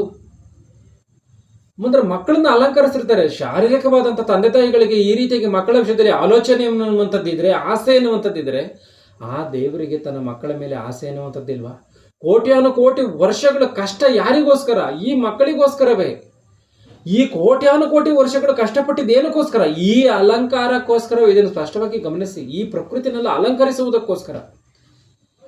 ಬಣ್ಣ ಬಣ್ಣದ ಹಣ್ಣುಗಳು, ಬಣ್ಣ ಬಣ್ಣದ ಗಿಡ ಮರಗಳು, ಬಣ್ಣ ಬಣ್ಣದ ಪ್ರಾಣಿ ಪಕ್ಷಿಗಳು, ಇವೆಲ್ಲವೂ ಕೂಡ ಗಮನಿಸಿ. ಒಂದು ನವಿಲನ್ನು ನೋಡುವಂಥದ್ರೆ ಎಷ್ಟು ಸುಂದರವಾಗಿರುತ್ತೆ. ಅಂದ್ರೆ ದೇವರ ಕೋಟಿ ವರ್ಷಗಳ ಕಷ್ಟ ಇದೆಲ್ಲವೂ ಕೂಡ. ದೇವರು ಈ ರೀತಿಯಾಗೆಲ್ಲ ಅಲಂಕರಿಸಿರುವಂಥದ್ದು ಯಾರಿಗೋಸ್ಕರ ಅಂತ ಅಂದರೆ ತನ್ನ ಮಕ್ಕಳಿಗೋಸ್ಕರ ಎನ್ನುವಂಥದ್ದನ್ನು ನಾವು ಸ್ಪಷ್ಟವಾಗಿ ಅರ್ಥ ಮಾಡಿಕೊಳ್ಳಬೇಕು. ಅಂದರೆ ಪ್ರಕೃತಿಯನ್ನ ದೇವರು ಅಲಂಕರಿಸಿದ್ದಾನೆ ಅಂತ ಅಂದರೆ, ಇವತ್ತು ಅಲಂಕಾರ ಎನ್ನುವಂಥದ್ದು ಬೇಡ ಅಂತ ಹೇಳುವುದಕ್ಕೆ ಮನುಷ್ಯನಿಗೆ ಏನು ಅಧಿಕಾರ ಇದೆ? ದೇವರೇ ಇಷ್ಟಪಡ್ತಾ ಇರುವಾಗ ಅಲಂಕಾರವನ್ನ ಇವತ್ತು ಮನುಷ್ಯನೇನಾದರೂ ಕೇಳ್ಕೊಂಡಿದ್ನ? ತಂದೆ, ನೀನು ಪ್ರಕೃತಿಯನ್ನು ಉಂಟು ಮಾಡ್ತೀಯಲ್ಲ, ಆಗಿರುವಂಥ ಕಾರಣ ನೀನು ಈ ರೀತಿಯಾಗಿ ಬಣ್ಣ ಬಣ್ಣದಲ್ಲಿ ಮಾಡ್ಬೇಕೆಂಬುದಾಗಿ ಯಾವ ಮನುಷ್ಯನಾದರೂ ಕೇಳ್ಕೊಂಡಿದ್ನ? ಯಾರು ಕೇಳ್ಕೊಳ್ಳೋದಿಲ್ಲ ಆತನ ಮಾಡಿದ್ದಾನೆ ಅಂತ ಅಂದರೆ ಅದು ಆತನಿಗೆ ಇಷ್ಟ ಅಂತ ಅಲ್ವಾ? ಯಾಕೆಂದ್ರೆ ಸೃಷ್ಟಿ ವಿಷಯದಲ್ಲಿ ನೋಡುವಾಗ ದೇವರು ತಾನು ಉಂಟು ಮಾಡಿದನೆಲ್ಲ ನೋಡಲಾಗಿ ಅದು ಬಹು ಒಳ್ಳೆಯದಾಗಿತ್ತು ಎಂಬುದಾಗಿ ಇದೆ. ಅಂದ್ರೆ ಒಳ್ಳೆಯದು ಅನ್ನುವಂಥದ್ದು ಅಲಂಕಾರದ ವಿಷಯದಲ್ಲಿ, ಆ ಒಂದು ಸೃಷ್ಟಿಯ ವಿಷಯದಲ್ಲಿ ಒಳ್ಳೆಯದೇ ಎಂಬುದಾಗಿ ದೇವರೇ ಹೇಳಿದ್ದಾನೆ ಅಂತ ಅಂದರೆ ದೇವರಿಗೆ ಇಷ್ಟ ಇಲ್ವಾ? ದೇವರಿಗೆ ಇಷ್ಟ ಇಲ್ಲ. ದೇವರಿಗೆ ಇಷ್ಟ ಇರುವಂಥದ್ದನ್ನ ಇಷ್ಟ ಇಲ್ಲ ಎಂಬುದಾಗಿ ಹೇಳುವುದಕ್ಕೆ ಏನಿದೆ ಮನುಷ್ಯನಿಗೆ ಅಧಿಕಾರ? ಆಗಿರುವಂಥ ಕಾರಣ ಈ ಮಾತು ತಪ್ಪು ಎನ್ನುವಂಥದ್ದನ್ನು ಸ್ಪಷ್ಟವಾಗಿ ಅರ್ಥ ಮಾಡಿಕೊಳ್ಳಬೇಕು. ಪೌಲನವರು ಹೇಳುವಂಥ ಒಂದು ಮಾತನ್ನ ಗಮನಿಸಿ. ಗಲಾತ್ಯದವರಿಗೆ ಬರೆದ ಪುಸ್ತಕ 2ನೇ ಅಧ್ಯಾಯ 6ನೇ ವಚನವನ್ನ. ಆದರೆ ಮಾನಿಷ್ಠರೆನಿಸಿಕೊಂಡವರಿಂದ ನನಗೇನು ದೊರೆಯಲಿಲ್ಲ. ಅವರು ಹಿಂದಿನ ಕಾಲದಲ್ಲಿ ಎಂಥವರಾಗಿದ್ದಾರೋ ನನಗೆ ಲಕ್ಷ್ಯವಿಲ್ಲ. ದೇವರು ಮುಖದಾಕ್ಷಿಣ್ಯ ಮಾಡುವವನಲ್ಲ ಎಂಬುದಾಗಿ ಕನ್ನಡ ಭಾಷೆಯ ಬೈಬಲಲ್ಲಿ ಇದೆ. తెలుగు భాష బైబిల్లో ఇదే మాత ఏనిది అంటే ఎన్నికైన వారుగా ఎంచబడిన వారి యుద్ధ నేనేమియు నేర్చుకొనలేదు, వారెంతటి వారైనను నాకు లక్ష్యము లేదు. దేవుడు నరుని వేషము చూడడు. ದೇವರು ನರನ ಅಂದ್ರೆ ಮನುಷ್ಯನ ವೇಷವನ್ನ ನೋಡನು ಎಂಬುದಾಗಿದೆ. దేవుడు ನರುನಿ ವೇಷము చూడడు ಅಂದ್ರೆ ಶರೀರದ ಮೇಲೆ ಇರುವಂತ ನಿನ್ನ ವೇಷವನ್ನ ದೇವರು ನೋಡಲ್ಲ ಎಂಬುದಾಗಿ ದೇವರ ವಾಕ್ಯ ಇದೆ. ಗಮನಿಸಿ ಈ ಮಾತನ್ನ. ದೇವರು ಏನಕ್ಕೋಸ್ಕರ ನೋಡಲ್ಲ? ನನ್ನ ಆತ್ಮದೊಳಗೆ ಏನ್ ನಡೀತಾ ಇದೆ, ನನ್ನ ಮನಸ್ಸಿನಲ್ಲಿ ಏನ್ ನಡೀತಾ ಇದೆ, ದೇವರು ಅದನ್ನ ಗಮನಿಸ್ತಾನೆ. ಭಕ್ತಿಗೆ ಬಿಳಿ ವಸ್ತ್ರವನ್ನು ಧರಿಸಿಕೊಂಡು ಮನಸ್ಸಿನಲ್ಲ ಭಯಂಕರವಾದಂತಹ ದೇವರ ಮಾತುಗಳಿಗೆ ವಿರುದ್ಧವಾದಂತಹ ಆಲೋಚನೆಗಳನ್ನ ಇಟ್ಟುಕೊಂಡ್ರೆ ದೇವರು ಸುಮ್ಮನೆ ಬಿಡ್ತಾನ? ಇಲ್ಲ ಬಿಳಿ ವಸ್ತ್ರವನ್ನು ನೋಡಿ ಪರಲೋಕವನ್ನ ಕೊಟ್ಟು ಬಿಡ್ತಾನ? ಆ ಬಿಳಿ ವಸ್ತ್ರವನ್ನು ನೋಡಿ ನೀನು ನೀತಿವಂತಳು ಎಂಬುದಾಗಿ ತೀರ್ಪನ್ನು ಮಾಡಿಬಿಡ್ತಾನ? ಅಂದ್ರೆ ಮನುಷ್ಯರ ಆಲೋಚನೆಗಳು, ಈ ಬೋಧಕರು ಮಾಡುವಂಥ ಈ ಬೋಧನೆಗಳು ಬದಲಾಗಬೇಕು ಎನ್ನುವಂಥದ್ದು ನನ್ನ ಮಾತಿನ ಅರ್ಥ ಆಗಿರುವಂಥ ಕಾರಣ ಈ ಮಾತುಗಳನ್ನು ನಾನು ಸ್ಪಷ್ಟವಾಗಿ ಗಮನಿಸಬೇಕು. ಅಷ್ಟು ಮಾತ್ರ ಅಲ್ಲದೇನೆ ಈ ಒಂದು ಸಮುವೇಲನ ವಿಷಯಕ್ಕೆ ಬರುವಂತದ್ದಾದ್ರೆ 1 ಸಮುವೇಲ 16ನೇ ಅಧ್ಯಾಯ 6ನೇ ವಚನವನ್ನು ಗಮನಿಸಿ. ಅವರು ಬರಲು ಎಲಿಯಾಬನನ್ನು ನೋಡಿ ನಿಶ್ಚಯವಾಗಿ ಯೆಹೋವನು. ಇಲ್ಲಿ ಗಮನಿಸಿ, ಸಮುವೇಲನನ್ನ ದೇವರು ದಾವೀದನನ್ನ ಅರಸನನ್ನಾಗಿ ಮಾಡೋದಕ್ಕೋಸ್ಕರ ಕಳಿಸಿಕೊಟ್ಟಿದ್ದಾರೆ ಈ ಇಷಯನ ಮಕ್ಕಳಲ್ಲಿ. ಅದಕ್ಕೋಸ್ಕರ ಈ ಸಮುವೇಲನ ಏನ್ ಮಾಡಿದ್ದಾನೆ, ಅಲ್ಲಿಗೆ ಹೋಗಿ ಆ ಎಲಿಯಾಬನನ್ನ, ಇಷಯನ ಮಗನಾದಂಥ ಎಲಿಯಾಬನನ್ನು ನೋಡಿ ಈತನನ್ನೇ ದೇವರು ನೇಮಕ ಮಾಡಿದನು ಎಂಬುದಾಗಿ ಆತನ ಹೊಂದ್ಕೊಳ್ತಾ ಇದ್ದಾನೆ. ಮುಂದೆ ಓದಿ ಅದನ್ನ. ಆದರೆ ಯೆಹೋವನು ಸಮುವೇಲನಿಗೆ ನೀನು ಅವನ ಚೆಲುವಿಕೆಯನ್ನ ಹಿಂದಿನ ಮಾತನ್ನ ಗಮನಿಸಿ. ಅವರು ಬರಲು ಅವನು ಎಲಿಯಾಬನನ್ನು ನೋಡಿ, ಅಂದ್ರೆ ಸಮುವೇಲನು ಎಲಿಯಾಬನನ್ನು ನೋಡಿ ನಿಶ್ಚಯವಾಗಿ ಯೆಹೋವನು ಅಭಿಷೇಕಕ್ಕೆ ಆರಿಸಿಕೊಂಡಂತವನು ಆತನ ಮುಂದೆ ಇದ್ದ. ಅಂದ್ರೆ ಎಲಿಯಾಬನು ಆತನ ಆಕಾರ, ಆತನ ಅಂದ ಎಲ್ಲವನ್ನ ನೋಡಿ ದೇವರು ನಿಜವಾಗ್ಲೂ ಇವನನ್ನು ಆರಿಸಿಕೊಂಡಿದ್ದಾನೆ ಎಂಬುದಾಗಿ ಈತನು ಅಂದ್ಕೊಳ್ತಾ ಇದ್ದಾನೆ, ಸಮುವೇಲನು ಅಂದ್ಕೊಳ್ತಾ ಇದ್ದಾನೆ. ಅದಕ್ಕೆ ದೇವರೇನ್ ಹೇಳ್ತಾರೆ ಅಂದ್ರೆ, ಆದರೆ ಯೆಹೋವನು ಸಮುವೇಲನಿಗೆ ನೀನು ಅವನ ಚೆಲುವಿಕೆಯನ್ನ ನೀಳವನ್ನ ನೋಡಬೇಡ, ನಾನು ಅವನ ತಳ್ಳಿಬಿಟ್ಟು. ಅಂದ್ರೆ ಇದ್ರ ಅರ್ಥ ಏನು? ಈ ನೀಳವನ್ನ ಚೆಲುವಿಕೆಯನ್ನ ದೇವರು ಅಂದ್ರೆ ಮಾನವನ ಆ ಒಂದು ಮೇಲಿನ ಒಂದು ವೇಷವನ್ನ ದೇವರು ನೋಡಲ್ಲ. ಅವನೇನು ಹೊರಗಿನ ತೋರಿಕೆಯನ್ನ ನೋಡದೆ, ಮನುಷ್ಯರಂತೆ ಹೊರಗಿನ ತೋರಿಕೆಯನ್ನ ನೋಡದೆ ಹೃದಯವನ್ನ ನೋಡುವವನಾಗಿದ್ದಾನೆ. ದೇವರು ನೋಡುವಂಥದ್ದು ನಿನ್ನ ಶರೀರದಲ್ಲಿ ನೀನು ಯಾವ ರೀತಿಯಾಗಿ ಇದೆಯಾ, ಸುಂದರವಾಗಿ ಇದೆಯಾ, ಮೋಟವಾಗಿ ಇದೆಯಾ, ಉದ್ದವಾಗಿ ಇದೆಯಾ, ಇಲ್ಲ ನಿನ್ನ ಅಂಗವಿಕಲನಾಗಿ ಇದೆಯಾ, ಇಲ್ಲ ಸುಂದರವಾಗಿ ನೀನು ಅಲಂಕರಿಸಿಕೊಂಡಿದೆಯಾ, ದೇವರಿದು ಯಾವುದನ್ನು ಕೂಡ ನೋಡಲ್ಲ. ದೇವರೇ ಇವುಗಳನ್ನ ಲೆಕ್ಕಕ್ಕಿಟ್ಟುಕೊಳ್ಳದಲ್ಲೇ ಇದ್ದರೆ ಮನುಷ್ಯನೇನಕ್ಕೋಸ್ಕರ ಇದನ್ನು ಲೆಕ್ಕಕ್ಕಿಟ್ಟುಕೊಳ್ಬೇಕು? ಆಲೋಚನೆ ಮಾಡಿ. ದೇವರು ಇದನ್ನ ಯಾವುದನ್ನು ಕೂಡ ಲೆಕ್ಕಕ್ಕೆ ತೆಗೆದುಕೊಳ್ತಲೇ ಇದ್ರೆ ಏನಕ್ಕೋಸ್ಕರ ಮನುಷ್ಯನ ಇದನ್ನೆಲ್ಲವನ್ನು ಲೆಕ್ಕಕ್ಕೆ ತೆಗೆದುಕೊಂಡು ಬೋಧನೆಯನ್ನು ಮಾಡಬೇಕು? ಬೋಧನೆ ಮಾಡುವಂತ ಕಾರ್ಯಗಳು ಬಹಳಷ್ಟು ಬಿದ್ದಿದೆ, ಅದನ್ನ ಬೋಧನೆ ಮಾಡಬೇಕು. ದೇವರ ಅನುಮತಿ ಕೊಟ್ಟಿದ್ದನ್ನ ಅದರ ವಿಷಯದಲ್ಲಿ ಬೋಧನೆ ಮಾಡಬೇಕು. ಅನುಮತಿ ಕೊಡದೇ ಇರುವಂತದರ ವಿಷಯದಲ್ಲಿ ಬೋಧನೆ ಮಾಡುವುದಕ್ಕೆ ಮನುಷ್ಯನಿಗೆ ಅವಕಾಶ ಎನ್ನುವಂಥದ್ದು, ಅಧಿಕಾರ ಎನ್ನುವಂಥದ್ದು ಇಲ್ಲ. ಇದನ್ನು ಸ್ಪಷ್ಟವಾಗಿ ನಾವು ಅರ್ಥ ಮಾಡಿಕೊಳ್ಬೇಕು. ಈ ಒಂದು ಕ್ರೈಸ್ತ ಸ್ತ್ರೀಯರು ಈ ರೀತಿಯಾಗಿಯೇ ಇರಬೇಕು ಎನ್ನುವಂಥದ್ದು ನಮ್ಮ ದೇಶದ ಪದ್ಧತಿ ಅಲ್ಲ. ಇದು ಬ್ರಿಟಿಷ್ನವರು ಅವರು ಪಾಲಿಸ್ತಾ ಇದ್ದಂಥ, ನಡೆಸ್ತಾ ಇದ್ದಂಥ ಪದ್ಧತಿ. ಅವರ ಮೂಲಕವಾಗಿಯೇ ಬೈಬಲ್ ಎನ್ನುವಂಥದ್ದು ಪ್ರಪಂಚ ವ್ಯಾಪ್ತಿ ಆಗಿದ್ದು. ಅವರು ಯಾವ ರೀತಿಯಾಗಿ ಇದ್ರೋ ಅದೇ ರೀತಿಯಾಗಿ ಇರಬೇಕು ಎನ್ನುವಂಥ ರೀತಿಯಲ್ಲಿ ಅಂದುಕೊಳ್ಳುವಂಥದ್ದು ತಪ್ಪು. ಅವರವರ ಸಂಪ್ರದಾಯಗಳಿಗೆ ಅವರ ಆ ದೇಶದಲ್ಲಿ ಆ ರೀತಿಯಾಗಿ ಇದ್ರೆ ಅದು ಅವರಿಷ್ಟ. ನಮ್ಮ ದೇಶದಲ್ಲಿ ಯಾವ ರೀತಿಯಾಗಿ ಇರಬೇಕು ನಾವು ಆ ರೀತಿಯಾಗಿ ಇರಬೇಕು. ನಾವು ಕಾನೂನಿಗೆ ವ್ಯತಿರೇಕವಾಗಿ ಜೀವಿಸದಂಥ ರೀತಿಯಲ್ಲಿ, ದೇವರಿಗೆ ಮಹಿಮೆ ಆಗುವಂಥ ರೀತಿಯಲ್ಲಿ ನಾವು ಈ ಭೂಮಿ ಮೇಲೆ ಬದುಕಿ ಈ ಲೋಕವನ್ನು ಬಿಡಬೇಕು ಅನ್ನುವಂಥದ್ದನ್ನು ನಾವು ಸ್ಪಷ್ಟವಾಗಿ ಅರ್ಥ ಮಾಡಿಕೊಳ್ಬೇಕು. ಆಗಿರುವಂಥ ಕಾರಣ ಮನುಷ್ಯನ ಶರೀರದ ಮೇಲಿರುವಂಥ ಒಂದು ಅಂದದ ವಿಷಯದಲ್ಲಿ, ಅಲಂಕಾರದ ವಿಷಯದಲ್ಲಿ ದೇವರೇ ಲೆಕ್ಕಕ್ಕೆ ತೆಗೆದುಕೊಳ್ತಲೇ ಇದ್ರೆ ಮನುಷ್ಯನದನ್ನು ಲೆಕ್ಕಕ್ಕೆ ತೆಗೆದುಕೊಂಡು ಮನುಷ್ಯನನ್ನು ನರಕಕ್ಕೆ ಪಾತ್ರನನ್ನಾಗಿ ಮಾಡಬಾರ್ದು. ಅದು ತಪ್ಪು. ದೇವರ ವಾಕ್ಯವನ್ನು ಮೀರಿದಂಥ ರೀತಿಯಲ್ಲಿ ಆಗಿರುವಂಥ ಕಾರಣ ಈ ಮಾತುಗಳನ್ನು ಸ್ಪಷ್ಟವಾಗಿ ನಾವಿಲ್ಲಿ ಗಮನಿಸಬೇಕು. ಇಲ್ಲಿ ಈ ಅಲಂಕಾರದ ವಿಷಯದಲ್ಲಿ ನೋಡುವಂಥದ್ದಾದರೆ ಮನುಷ್ಯನ ಯಾವತ್ತೂ ಕೂಡ ತನ್ನ ಆತ್ಮವನ್ನು ಅಲಂಕರಿಸಿಕೊಳ್ಳಬೇಕೇ ಹೊರತು ಶರೀರವನ್ನು ಅಲಂಕರಿಸಿಕೊಳ್ಳುವಂಥದ್ದರ ಹಿಂದೆ ಯಾವ ಪ್ರಯೋಜನವಿಲ್ಲ. ಒಂದು ವೇಳೆ ಆತನಿಗೆ ಇಷ್ಟವಾ ಅಲಂಕಾರ ಮಾಡಿಕೊಳ್ಳುವಂಥದ್ದು, ಆತನಿಗೆ ಇಷ್ಟ ಇದೆಯಾ, ಅದನ್ನು ಮಾಡಿಕೊಳ್ಳುವಂಥದ್ರ ಹಿಂದೆ ಯಾವ ಪ್ರಯೋಜನವಿಲ್ಲ. ಅದನ್ನ ಪರಲೋಕಕ್ಕೆ ಸೇರಿಸಲ್ಲ. ಇಲ್ಲ ಆ ರೀತಿಯಾಗಿ ಆತನೇನು ಮಾಡಿಕೊಳ್ಳಬಾರದು ಎನ್ನುವಂಥ ಕಾನೂನು ಕೂಡ ದೇವರು ಹೇಳಿಲ್ಲ. ನೀನು ಅಲಂಕಾರವನ್ನು ಮಾಡಿಕೊಳ್ಳಲೇಬಾರದು ಎನ್ನುವಂಥ ಕಾನೂನು ಕೂಡ ದೇವರು ಹೇಳಿಲ್ಲ. ಅದು ನಿನ್ನಿಷ್ಟ. ಆದರೆ ಅದು ಯೋಗ್ಯವಾಗಿ ಇರಬೇಕು. ನಿನ್ನ ಆತ್ಮವನ್ನು ಅಲಂಕರಿಸಿಕೊಳ್ಬೇಕು. ಅದನ್ನು ಸ್ಪಷ್ಟವಾಗಿ ಅರ್ಥ ಮಾಡಿಕೊಳ್ಬೇಕು. ಯಾಕೆಂದ್ರೆ ಅಲಂಕಾರದ ವಿಷಯದಲ್ಲಿ ನೋಡುವಂಥದ್ದು ಕೆಲವರು ಎಷ್ಟು ಭಯಂಕರವಾದಂಥ ರೀತಿಯಲ್ಲಿ ಅಲಂಕಾರ ಮಾಡ್ಕೊಂಡ್ರು ಕೂಡ ಭಯಂಕರ ಭೀಕರವಾಗಿ ಕಾಣ್ತಾರೆ. ಅಂದರೆ ಸುಂದರವಾಗಿ ಕಾಣ್ದಲ್ಲೇ ಇರ್ತಾರೆ. ಕೆಲವರು ಸ್ವಲ್ಪ ಮಟ್ಟಿಗೆ ಅಲಂಕಾರ ಮಾಡಿಕೊಂಡ್ರು ಕೂಡ ಸುಂದರವಾಗಿಯೇ ಕಾಣ್ತಾರೆ. ಈ ಅಲಂಕಾರದ ವಿಷಯದಲ್ಲಿ ನಾವು ಆಲೋಚನೆ ಮಾಡುವಂಥದ್ರಲ್ಲಿ ಯಾವ ಪ್ರಯೋಜನವೂ ಕೂಡ ಇಲ್ಲ. 1 ಪೇತ್ರ 3:1-4 ಗಮನಿಸಿ. ಅದೇ ರೀತಿಯಾಗಿ ಸ್ತ್ರೀಯರೇ, ಇಲ್ಲಿ ಈ ಮಾತು ಏನು ಎಂಬುದಾಗಿ ನೋಡುವಂಥದ್ದಾದರೆ, ಯಾವ ಮಾತನ್ನ ಇವರು ಆಧಾರವಾಗಿ ಇಟ್ಟುಕೊಂಡು ಅಲಂಕಾರ ಎನ್ನುವಂಥದ್ದನ್ನು ಮಾಡಿಕೊಳ್ಳಬಾರದು ಎನ್ನುವಂಥ ಮಾತನ್ನು ಹೇಳ್ತಾ ಇದ್ದಾರೆ ಅಂತಂದ್ರೆ ಈ ಮಾತಿನ ವಿಷಯದಲ್ಲಿ ಆ ಮಾತನ್ನು ಗಮನಿಸಿ. 1 ಪೇತ್ರ 3:1-4. ಅದೇ ರೀತಿಯಾಗಿ ಸ್ತ್ರೀಯರೇ, ಅದೇ ರೀತಿಯಾಗಿ ಸ್ತ್ರೀಯರೇ, ನಿಮ್ಮ ಗಂಡಂದಿರಿಗೆ ಅಧೀನರಾಗಿರಿ. ನಿಮ್ಮ ಗಂಡಂದಿರಿಗೆ ಅಧೀನರಾಗಿರಿ. ಅವರಲ್ಲಿ ಕೆಲವರು ದೇವರ ವಾಕ್ಯಕ್ಕೆ ಅವಿಧೇಯರಾಗಿದ್ದರು. ನೀವು ನಿರ್ಮಲರಾಗಿಯೂ ಭಯಭರಿತರಾಗಿಯೂ ನಡೆದುಕೊಳ್ಳುವುದನ್ನು ಅವರು ನೋಡಿ ವಾಕ್ಯೋಪದೇಶವಿಲ್ಲದೆ ತಮ್ಮ ಹೆಂಡತಿಯರಾದ ನಿಮ್ಮ ನಡತೆಯಿಂದಲೇ ಸನ್ಮಾರ್ಗಕ್ಕೆ ಬಂದಾರು.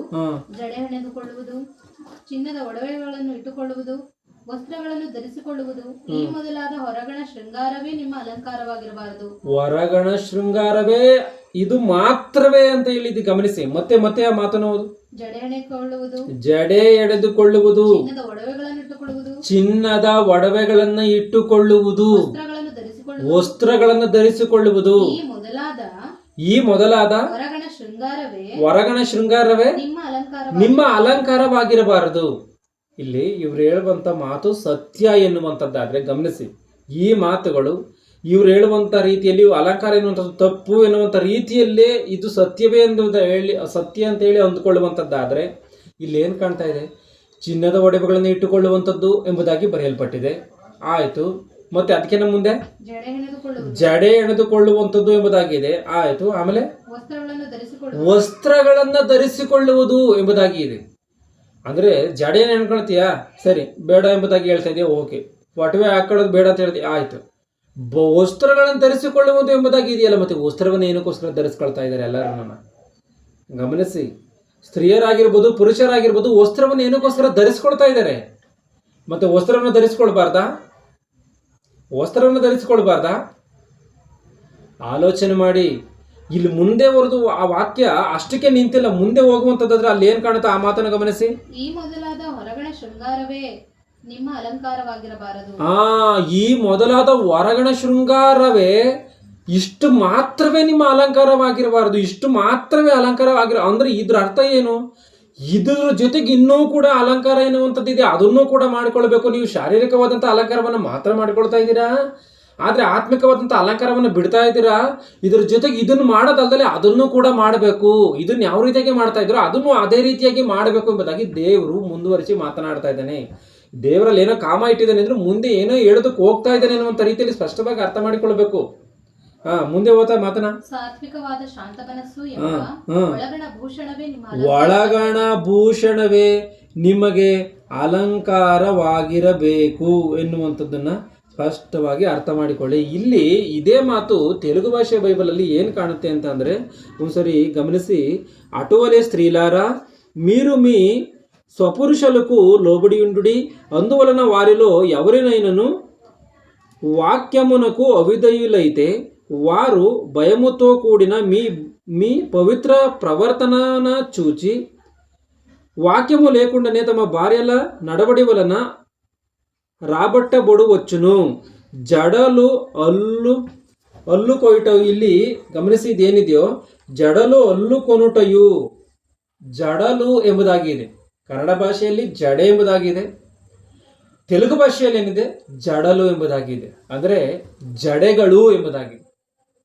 ಗಮನಿಸಿ, ಈ ಆಫ್ರಿಕಾದಲ್ಲಿ ಚಿಕ್ಕ ಚಿಕ್ಕ ಜಡೆಗಳನ್ನು ಹಾಕಿಕೊಳ್ತಾ ಇರ್ತಾರೆ, ಚಿಕ್ಕ ಚಿಕ್ಕ ಜಡೆಗಳನ್ನು ಹಾಕಿಕೊಳ್ತಾ ಇರ್ತಾರೆ. ಇದು ತಪ್ಪು ಅಂತ ಅರ್ಥ. ಜಡೆ ಎನ್ನುವಂಥ ಸಿಂಗ್ಯುಲರ್ ವರ್ಡ್ಗೂ ಜಡೆಗಳು ಎನ್ನುವಂಥ ಫ್ಲೂರಲ್ ವರ್ಡ್ಗೂ ವ್ಯತ್ಯಾಸ ಎನ್ನುವಂಥದ್ದಿದೆ. ಜಡೆ ಅಂದ್ರೆ ಒಂದೇ, ಜಡೆಗಳು ಅಂದ್ರೆ ಎರಡಕ್ಕಿಂತ ಹೆಚ್ಚಿರುವಂಥದ್ದು. ಗಮನಿಸಿ, ಆ ರೀತಿಯಾಗಿ ಇಲ್ಲಿ ಜಡೆಗಳು ಎಂಬುದಾಗಿ ಹೇಳ್ತಿದ್ದಾರೆ ಅಂದ್ರೆ ಆ ರೀತಿಯಾಗಿ ನಿನ್ನ ಅಲಂಕಾರಕ್ಕೋಸ್ಕರವೇ ನಿನ್ನ ಸಮಯವನ್ನ, ನಿನ್ನ ಹಣವನ್ನ, ನಿನ್ನ ಆಯುಷ್ಯನ್ನ ವ್ಯರ್ಥ ಮಾಡಬಾರದು ಎನ್ನುವಂಥದ್ದು ದೇವರ ಮಾತಿನಲ್ಲಿರುವಂಥ ಪರಮಾರ್ಥ. ನೀನು ಅಲಂಕಾರವನ್ನು ಮಾಡಿಕೊಳ್ತೀಯ, ಸರಿ ಮಾಡಿಕೋ, ಆದರೆ ಅದೇ ನಿನ್ನ ಜೀವಿತವಾಗಿರಬಾರ್ದು, ಅದಕ್ಕೋಸ್ಕರವೇ ನೀನು ಬದುಕಬಾರ್ದು. ನೀನು ಭಾರತೀಯ ಸಂಪ್ರದಾಯದ ಪ್ರಕಾರವಾಗಿ ಸೀರೆಯನ್ನು ಉಟ್ಟಿಕೊಂಡು, ಹಣೆಗೆ ಬೊಟ್ಟನ್ನು ಇಟ್ಟುಕೊಂಡು, ಕೈಗೆ ಬಳೆಯನ್ನು ಧರಿಸಿಕೊಂಡು, ತಲೆಗೆ ಹೂವನ್ನು ಮುಟ್ಟಿಕೊಡ್ತೀಯ, ಸರಿ ಓಕೆ, ನೀನು ಇಷ್ಟ ಬಂದಂಥ ರೀತಿಯಲ್ಲಿ ಇರು. ಆದರೆ ಯಾವಾಗಲೂ 24 ಗಂಟೆ ಇದಕ್ಕೋಸ್ಕರವೇ ಸಮಯವನ್ನು ಕಳೀತಾ, ಇದಕ್ಕೋಸ್ಕರವೇ ಹಣವನ್ನು ವ್ಯಯ ಮಾಡ್ತಾ, ಇದಕ್ಕೋಸ್ಕರವೇ ಬದುಕ್ತಾ ದೇವರ ಕೆಲಸವನ್ನು ಪಕ್ಕಕ್ಕಿಡುವಂಥದ್ದಾದ್ರೆ ಇದು ತಪ್ಪು ಅಂತ ಗಮನಿಸಿ. ಇದು ತಪ್ಪು ಅಂತ ಆಗಿರುವಂಥ ಕಾರಣ ಈ ಮಾತುಗಳನ್ನು ಗಮನಿಸಿ ನಾವು ಬದಲಾಗಬೇಕು. ಈ ಒಂದು ಬೋಧನೆಗಳನ್ನು ಮಾಡಬಾರ್ದು. ಬೋಧನೆಗಳನ್ನು ಮಾಡುವಂಥದ್ದಾದರೂ ದೇವರು ಏನು ಹೇಳಿದ್ದಾನೆ, ನಿನ್ನ ಅಲಂಕಾರಕ್ಕೋಸ್ಕರವೇ ನಿನ್ನ ಸಮಯವನ್ನು ವ್ಯರ್ಥ ಮಾಡಿಕೊಳ್ಳದೆ, ಹಣವನ್ನು ವ್ಯರ್ಥ ಮಾಡಿಕೊಳ್ಳದೆ, ನಿನ್ನ ಆಯುಷ್ಕಾಲವನ್ನು ವ್ಯರ್ಥ ಮಾಡಿಕೊಳ್ಳದೆ, ದೇವರ ಸೇವೆ ನೀನು ಅದನ್ನು ಯಾವ ರೀತಿಯಾಗಿ ಮಾಡ್ಕೊಳ್ತೀಯೋ ಅದಕ್ಕಿಂತ ಹೆಚ್ಚಿನದಾಗಿ ನೀನು ದೇವರ ಸೇವೆಯನ್ನು ಮಾಡಬೇಕು ಅನ್ನುವಂಥ ರೀತಿಯಲ್ಲಿ ಬೋಧನೆಯನ್ನು ಮಾಡಬೇಕೇ ಹೊರತು ನೀನು ಅದನ್ನು ಮಾಡಲೇಬಾರ್ದು, ಇದನ್ನು ಮಾಡಲೇಬಾರ್ದು ಎಂಬುದಾಗಿ ಹೇಳುವಂಥದ್ದು ತಪ್ಪು. ಯಾಕಂದರೆ ಈ ಮಾತನ್ನು ಹಿಡಿದುಕೊಂಡು ಯಾರೋ ನಿನ್ನ ಬಟ್ಟೆ ಏನಕ್ಕಪ್ಪ ಹಾಕಿದೆಯಾ, ಇಲ್ಲ ಬಟ್ಟೆಯನ್ನು ಇಲ್ದಂಗೆ ಬರಬೇಕೆಂಬುದಾಗಿ ಹೇಳಿದ್ರೆ ಏನು ಉತ್ತರವನ್ನು ಕೊಡ್ತಾರೆ ಇವರು? ಏನು ಉತ್ತರವನ್ನು ಕೊಡೋದಕ್ಕೆ ಉತ್ತರ ಇರುತ್ತೆ ಹೇಳಿ? ಆಗಿರುವಂಥ ಕಾರಣ ಈ ಮಾತುಗಳು ತಪ್ಪು. 1 ತಿಮೋತಿ 2ನೇ ಅಧ್ಯಾಯ 9-10 ಗಮನಿಸಿ. 1 ತಿಮೋತಿ 2:9-10. ಹಾಗೆಯೇ ಸ್ತ್ರೀಯರು ಮಾನಸ್ಥೆಯರಾಗಿಯೂ ಡಬವಿಲ್ಲದವರಾಗಿಯೂ ಇದ್ದು ಮರ್ಯಾದೆಗೆ ತಕ್ಕ ಉಡುಪನ್ನು ಅಲ್ಲಿನ ಮಾತಲ್ಲಿ ಏನು ಓದ್ಕೊಂಡು ವಸ್ತ್ರಗಳನ್ನು ಧರಿಸಿಕೊಳ್ಳುವಂಥದ್ದು ಎಂಬುದಾಗಿ ಓದ್ಕೊಂಡು, ವಸ್ತ್ರಗಳನ್ನು ಧರಿಸಿಕೊಳ್ಳುವಂಥದ್ದು ಮಾತ್ರವೇ ನಿಮ್ಗೆ ಇದಾಗಿರಬಾರ್ದು ಎಂಬುದಾಗಿ. ಅಂದ್ರೆ ಇಲ್ಲಿ ನೋಡಿದ್ರೆ ಮರ್ಯಾದೆಗೆ ತಕ್ಕ ಉಡುಪನ್ನು ಉಟ್ಟುಕೊಳ್ಬೇಕು ಎಂಬುದಾಗಿ ಇದೆ. ಅಂದ್ರೆ ದೇವ್ರಿಗೆ ಏನಾದ್ರು ಹುಚ್ಚಿಡ್ತಿದ್ಯಾ? ಇವರ ಮಾತನ್ನ ಸತ್ಯ ಎಂಬುದಾಗಿ ಅಂದ್ಕೊಂಡ್ರೆ ಅಲ್ಲಿ ಆ ರೀತಿಯಾಗಿ ಉಟ್ಕೋಬೇಡ, ಬಟ್ಟೆಯನ್ನು ಧರಿಸ್ಕೊಬೇಡ ಎಂಬುದಾಗಿ ಹೇಳಿ ಇಲ್ಲಿ ಮರ್ಯಾದೆಗೆ ತಕ್ಕಂಥ ಉಡುಪನ್ನು ಉಟ್ಟುಕೋ ಎಂಬುದಾಗಿ ದೇವ್ರು ಹೇಳಿದ್ದಾನೆ ಅಂತ ಅಂದ್ರೆ ದೇವ್ರೇನ ಎರಡು ಮಾತುಗಳನ್ನು ಮಾತಾಡ್ತಾ ಇದ್ದಾನ? ಇಲ್ಲ. ನೀನು ಅಲ್ಲಿ ಯಾವ ರೀತಿಯಾಗಿ ಬಟ್ಟೆಯನ್ನು ಧರಿಸಿಕೊಳ್ತೀಯೋ, ಅಲಂಕಾರವನ್ನು ಮಾಡ್ಕೊಳ್ತೀಯೋ, ಆ ರೀತಿಯಾಗಿ ನಿನ್ನ ಆತ್ಮವನ್ನು ಕೂಡ ಅಲಂಕರಿಸಿಕೊ ಎಂಬುದಾಗಿ ದೇವರು ಹೇಳಿದ್ದಾನೆ. ಇಲ್ಲೂ ಕೂಡ ಏನು ಹೇಳ್ತಾ ಇದ್ದಾನೆ, ಮರ್ಯಾದೆಗೆ ತಕ್ಕ ಉಡುಪನ್ನು ಉಟ್ಟುಕೋ ಎಂಬುದಾಗಿ ಹೇಳಿದ್ದಾನೆ. ಬಹು ಹಣವನ್ನು ಕೊಟ್ಟು ಬಟ್ಟೆಯನ್ನು ತೆಗೆದುಕೊಂಡು ಉಟ್ಟುಕೊಳ್ಳುವಂಥ ಅವಶ್ಯಕತೆ ಇಲ್ಲ. ನಿನ್ನ ಅವಶ್ಯಕತೆಗೆ ಎಷ್ಟಿದೆಯೋ, ನಿನ್ನ ದುಡಿಮೆಗೆ ಎಷ್ಟಿದೆಯೋ ಆ ಒಂದು ಮಟ್ಟಿಗೆ ಸ್ವಲ್ಪ ಮಟ್ಟಿಗೆ ಯಾಕೆಂತಂದರೆ ಬಹು ಬೆಲೆಯುಳ್ಳ ಬಟ್ಟೆಯನ್ನು ಧರಿಸ್ಕೊಂಡ್ರೂ ಕೂಡ ಮಾನ ಮುಚ್ಚೋದಕ್ಕೋಸ್ಕರವೇ. ಕಡಿಮೆ ಬೆಲೆಯುಳ್ಳಂಥ ಬಟ್ಟೆಯು ಕೂಡ ಮಾನವನ್ನೇ ಮುಚ್ಚುತ್ತೆ. ಆಗಿರುವಂಥ ಕಾರಣ ಭಕ್ತರಿಗೆ ತಕ್ಕಂಥ ರೀತಿಯಲ್ಲಿ ಬದುಕಬೇಕು. ಏನೋ ಸಾವಿರಾರು ರೂಪಾಯಿಗಳು ಕೊಟ್ಟು ಸುರಿದು ಬಟ್ಟೆಯನ್ನು ತೆಗೆದುಕೊಳ್ಳುವಂಥದ್ರಿಂದ 100 ರೂಪಾಯಿ ತೆಗೆದುಕೊಂಡ್ರೆ ಸಾಕಲ್ಲ. ಆ ಹಣವನ್ನು ದೇವರ ಸೇವೆಗೆ ಹಾಕಿದ್ರೆ ಆಯ್ತಲ್ಲ. ಆಲೋಚನೆ ಮಾಡಬೇಕು. ಈ ರೀತಿಯಾಗಿ ಮರ್ಯಾದೆಗೆ ತಕ್ಕಂಥ ಉಡುಪನ್ನು ಉಟ್ಟುಕೊಂಡು ಉಡುಪನ್ನು ಉಟ್ಟುಕೊಳ್ಳಬೇಕೆಂದು ಅಪೇಕ್ಷಿಸುತ್ತೇನೆ. ಅವರು ಜಡೆ, ಚಿನ್ನ, ಮುತ್ತು, ಬೆಲೆಯುಳ್ಳ ವಸ್ತ್ರ ಮುಂತಾದವುಗಳಿಂದ ತಮ್ಮನ್ನು ಅಲಂಕರಿಸಿಕೊಳ್ಳದೆ ದೇವ ಭಕ್ತರೆನಿಸಿಕೊಳ್ಳುವ ಸ್ತ್ರೀಯರಿಗೆ ಯುಕ್ತವಾಗಿರುವ ಪ್ರಕಾರ ಸತ್ಕ್ರಿಯೆಗಳಿಂದಲೇ ಅಲಂಕರಿಸಿಕೊಳ್ಳಬೇಕು. ಗಮನಿಸಿ, ಈ ರೀತಿಯಾಗಿ ಬೆಳ್ಳಿ, ಮುತ್ತು, ರತ್ನ ಇವುಗಳಿಂದ ಅಲಂಕರಿಸಿಕೊಳ್ಳದೆ ಎಂಬುದಾಗಿ ಇದೆ ಅಂತ ಅಂದ್ರೆ ಇದರ ಅರ್ಥ ಏನು ಅಂದ್ರೆ ಇವು ಯಾವಗಳನ್ನು ಕೂಡ ಅಲಂಕರಿಸಿಕೊಳ್ಳೇಬಾರದು ಅಂತ ಅಲ್ಲ ಇದರ ಅರ್ಥ. ಆ ರೀತಿಯಾಗಿ ಯಾವಗಳಿಂದಲೂ ಚಿನ್ನ ಬೆಳ್ಳಿಯಿಂದ ಅಲಂಕರಿಸಿಕೊಳ್ಳೇಬಾರದು ಎನ್ನುವಂಥದ್ದಾಗಿದ್ರೆ ದೇವರೇನಕ್ಕೆ ಈ ಸೃಷ್ಟಿಯಲ್ಲಿ ಚಿನ್ನವನ್ನು ಇಡ್ತಾ ಇದ್ದ ಹೇಳಿ? ಏನಕ್ಕೋಸ್ಕರ ಮುತ್ತನ್ನು ಇಡ್ತಾ ಇದ್ದ? ಏನಕ್ಕೋಸ್ಕರ ಬೆಳ್ಳಿಯನ್ನು ಇಡ್ತಾ ಇದ್ದ? ಯಾಕೆ ದೇವರಿಗೆ ಭವಿಷ್ಯತ್ ಗೊತ್ತಿಲ್ವಾ? ಇವರು ಬೆಳ್ಳಿಯನ್ನು ತೆಗೆದುಕೊಳ್ತಾರೆ, ಚಿನ್ನ ತೆಗೆದುಕೊಳ್ತಾರೆ ಅಂತ ಮನುಷ್ಯನಿಗೆ ಇದು ಬೇಕು ಅಂತಲೇ ದೇವರೇ ಇಟ್ಟಿದ್ದಾನೆ. ಆಲೋಚನೆ ಮಾಡಿ ಇವೆಲ್ಲವನ್ನ. ಆಗಿರುವಂಥ ಕಾರಣ ಒಂದೇ ಮಾತಿನಲ್ಲಿ ನಾವು ಅನ್ಸ್ಕೊಂಡಂಥ ರೀತಿಯಲ್ಲಿ, ನಮಗೆ ಅಂದ್ಕೊಂಡಂಥ ರೀತಿಯಲ್ಲಿ ಇದೇ ಸತ್ಯ ಎಂಬುದಾಗಿ ತೀರ್ಮಾನಿಸುವಂಥದ್ದು ದೇವರ ವಿಷಯದಲ್ಲಿ ತಪ್ಪು. ಇದನ್ನು ಸ್ಪಷ್ಟವಾಗಿ ನಾವು ಅರ್ಥ ಮಾಡಿಕೊಳ್ಳಬೇಕು. ಅಂದರೆ ಸತ್ಕ್ರಿಯೆಗಳಿಂದ ನಮ್ಮನ್ನು ನಾವು ಅಲಂಕರಿಸಿಕೊಳ್ಬೇಕೇ ಹೊರತು ಇವುಗಳಿಂದ ಅಲಂಕರಿಸಿಕೊಂಡ್ರೆ ಬರುವಂಥ ಪ್ರಯೋಜನ ಯಾವುದೂ ಇಲ್ಲ, ಹೋಗುವಂಥದ್ದು ಕೂಡ ಯಾವುದೂ ಇಲ್ಲ. ಯಾಕೆಂದರೆ ಬಡವರಾಗಿ ಯಾರು ಬದುಕ್ತಾ ಇಲ್ವಾ? ಶ್ರೀಮಂತರಾಗಿ ಮಾತ್ರ ಇವೆಲ್ಲವನ್ನು ಧರಿಸಿಕೊಂಡಂಥವ್ರು ಮಾತ್ರವೇ ಬದುಕ್ತಾ ಇದ್ದಾರೆ. ಆಗಿರುವಂಥ ಕಾರಣ ಅಲಂಕಾರ ಎನ್ನುವಂಥದ್ದು ಪರಲೋಕಕ್ಕೆ ಸೇರಿಸಲ್ಲ. ನಿನ್ನ ಸತ್ಕ್ರಿಯೆ ಎನ್ನುವಂಥದ್ದು ಖಂಡಿತವಾಗ್ಲೂ ಪರಲೋಕಕ್ಕೆ ಸೇರಿಸುತ್ತೆ ಎನ್ನುವಂಥದ್ದನ್ನು ನಾವು ಸ್ಪಷ್ಟವಾಗಿ ಅರ್ಥ ಮಾಡಿಕೊಳ್ಬೇಕು. ಅಂದರೆ ಈ ಒಂದು ನಮ್ಮ ಅಲಂಕಾರದ ವಿಷಯದಲ್ಲಿ ನೋಡುವಂಥದ್ದಾದರೆ ಇನ್ನೊಬ್ಬ ಮನುಷ್ಯನಿಗೆ ಇಬ್ಬಂದಿಯನ್ನು ಉಂಟು ಮಾಡುವಂಥ ರೀತಿಯಲ್ಲಿ ಇರಬಾರ್ದು. ಒಬ್ಬ ಮನುಷ್ಯನಿಗೆ ಏನೋ ನಮ್ಮ ಅಲಂಕಾರ ಎನ್ನುವಂಥದ್ದು ಕೇಡು ಮಾಡುತ್ತೆ ಅಂತ ಅಂದರೆ ಅದು ಯಾವ ರೀತಿಯಾಗಿ ಅಂತ ಅಂದರೆ, ಇವತ್ತು ಸ್ತ್ರೀಯರು ಬಹಳವಾದಂಥ ರೀತಿಯಲ್ಲಿ ಅಲಂಕರಿಸಿಕೊಂಡು ರಸ್ತೆಯಲ್ಲಿ ಹೋಗ್ತಾ ಇದ್ದಾರೆ. ಗಂಡಸರ ಕಣ್ಣುಗಳು ಏನು ಮಾಡುತ್ತೆ? ಆಕೆಯನ್ನು ನೋಡಿದಂಥವ್ರಿಗೆ ಕೆಟ್ಟ ಆಲೋಚನೆ ಬರದಂಥ ರೀತಿಯಲ್ಲಿ ಮರ್ಯಾದೆಗೆ ತಕ್ಕಂಥ ಉಡುಪನ್ನು ಉಟ್ಟುಕೊಳ್ಳಬೇಕು ಅನ್ನುವಂಥ ದೇವರ ಮಾತಿಗೆ ಅನುಸಾರವಾಗಿ ಆ ರೀತಿಯಾಗಿ ಇರಬೇಕು. ಮೈಯೆಲ್ಲ ಕಾಣುವಂಥ ರೀತಿಯಲ್ಲಿ ಬಟ್ಟೆಯನ್ನು ಇಟ್ಟುಕೊಂಡು ವಿಚಿತ್ರವಾದಂಥ ರೀತಿಯಲ್ಲಿ ಅಲಂಕರಿಸಿಕೊಂಡು ಹೋದರೆ ಅದು ವಾಕ್ಯಕ್ಕೆ ವಿರುದ್ಧವಾದಂಥದ್ದು. ಸಮಾಜದಲ್ಲಿ ಏರುಪೇರುಗಳಾಗುತ್ತೆ. ಮನುಷ್ಯನ ಮನಸ್ಸಿನಲ್ಲಿ ಏರುಪೇರು ಆಲೋಚನೆಗಳು ಬರುತ್ತೆ. ಆಗಿರುವಂಥ ಕಾರಣ ನೀನು ಅಲಂಕಾರ ಮಾಡಿಕೊಳ್ತೀಯಾ, ಅದು ಯೋಗ್ಯವಾಗಿ ಇರಬೇಕು, ದೇವರು ಮೆಚ್ಚುವಂಥ ರೀತಿಯಲ್ಲಿ ಇರಬೇಕು. ಇಲ್ಲ ನೀನು ಅಲಂಕಾರವನ್ನು ಮಾಡಿಕೊಳ್ಳೋದೇ ಇಲ್ವಾ, ಅದು ನಿನ್ನಿಷ್ಟ. ನೀನು ಆ ರೀತಿಯಾಗಿ ಬದುಕ್ತೀಯ, ಆ ರೀತಿಯಾಗಿ ಬದುಕು. ಅಲಂಕಾರ ಮಾಡಿಕೊಳ್ತೀಯೋ ಮಾಡಿಕೊಳ್ಳದೇ ಇರ್ತೀಯೋ ಅದು ನಿನ್ನಿಷ್ಟ. ಆದರೆ ನಿನ್ನ ಅಲಂಕಾರದಿಂದ ಇನ್ನೊಬ್ಬರಿಗೆ ಅಡ್ಡಿ ಆಗಬಾರ್ದು, ಇನ್ನೊಬ್ಬರಿಗೆ ತೊಂದರೆ ಆಗಬಾರ್ದು. ನಿನ್ನ ಅಲಂಕಾರದಿಂದ ದೇವರ ರಾಜ್ಯಕ್ಕೆ ಅಡ್ಡಿ ಆಗಬಾರ್ದು. ನೀನು ಅಲಂಕಾರವನ್ನು ಮಾಡಿಕೊಳ್ತೀಯ, ಅದು ನಿನ್ನಿಷ್ಟ. ಆದರೆ ಯೋಗ್ಯವಾದಂಥ ರೀತಿಯಲ್ಲಿ ಇರಬೇಕೇ ಹೊರತು ಅಲಂಕಾರವನ್ನು ಮಾಡಿಕೊಳ್ಳಲೇಬಾರ್ದು, ಇಲ್ಲ ಬಳೆಯನ್ನು ಹಾಕಲೇಬಾರ್ದು, ತಾಳಿಯನ್ನು ಹಾಕಲೇಬಾರ್ದು, ಮಾಂಗಲ್ಯ ಸೂತ್ರವನ್ನು ಹಾಕಲೇಬಾರ್ದು ಎಂಬುದಾಗಿ ಹೇಳುವಂಥದ್ದು ಮಾತ್ರ ಸುಳ್ಳು. ಅದನ್ನು ಧರಿಸ್ತಾರ, ಬಿಡ್ತಾರ, ಅದೇನು ಮಾಡ್ತಾರ ಅದು ಅವ್ರಿಗೆ ಬಿಟ್ಟಂಥದ್ದು. ಯಾಕೆಂತಂದರೆ ಕೆಲವರು ಗಂಡಂದಿರು ಸತ್ತಂಥ ಸಮಯದಿಂದ ಈ ನಮ್ಮ ಸಮಾಜ ಮಧ್ಯದಲ್ಲಿ ಗಂಡಂದಿರು ಸತ್ತಂದಿನಿಂದ ಅದನ್ನು ತೆಗೆದುಹಾಕ್ತಾರೆ. ಅವ್ರು ಧರಿಸಲ್ಲ, ಅವನ್ನು ಧರಿಸಲ್ಲ, ಬಳೆಯನ್ನು ಅದು ಅವರಿಷ್ಟ. ಅದು ಕೆಲವರು ಧರಿಸ್ತಾರೆ, ಅದು ಅವರಿಷ್ಟ. ಆಗಿರುವಂಥ ಕಾರಣ ಈ ವಿಷಯದಲ್ಲಿ ಹೋಗ್ಬಾರ್ದು, ಹೆಚ್ಚಿನದಾಗಿ ಮಾತನಾಡಬಾರ್ದು. ಯಾಕೆಂದರೆ ದೇವರು ಅನುಮತಿ ಕೊಟ್ಟಿಲ್ಲ ಎನ್ನುವಂಥದ್ದನ್ನು ನಾವು ಸ್ಪಷ್ಟವಾಗಿ ಅರ್ಥ ಮಾಡಿಕೊಳ್ಳಬೇಕು. ಆಗಿರುವಂಥ ಕಾರಣ ಸತ್ಕ್ರಿಯೆಗಳಿಂದ ನಮ್ಮನ್ನು ನಾವು ಅಲಂಕರಿಸಿಕೊಂಡು ಇವುಗಳಿಂದ ಮಾತ್ರವೇ ನಾವು ಅಲಂಕರಿಸಿಕೊಂಡು ಸುಖಪಣವನ್ನು ಪಡದೆ, ಇವುಗಳ ಜೊತೆಗೆ ಇಲ್ಲ ಇವುಗಳು ಇಲ್ದಲೇ ಇದ್ದರೂ ಕೂಡ ಸತ್ಕ್ರಿಯೆಗಳಿಂದ ಮಾತ್ರ ಮನುಷ್ಯನ ಅಲಂಕಾರವಾಗಿ ಇದ್ದುಕೊಂಡು ಎದುರಿನ ಮನುಷ್ಯನಿಗೆ ಅವನು ಭಕ್ತಿಯಿಂದ ಬದುಕ್ತಾ ಇದ್ದೀನಿ ಅನ್ನುವಂಥ ಒಂದು ವಿಷಯ ಅವನಿಗೆ ಅರ್ಥವಾಗುವಂಥ ರೀತಿಯಲ್ಲಿ ಆತನು ಬದುಕ್ತಾ ದೇವರಿಗೆ ಮಹಿಮೆ ಆಗುವಂಥ ರೀತಿಯಲ್ಲಿ ಜೀವಿಸಬೇಕು. ಎಲ್ಲರೂ ಕಣ್ಣುಗಳನ್ನು ಮುಚ್ಚಿ ಪ್ರಾರ್ಥನೆಯನ್ನು ಮಾಡ್ತೀನಿ.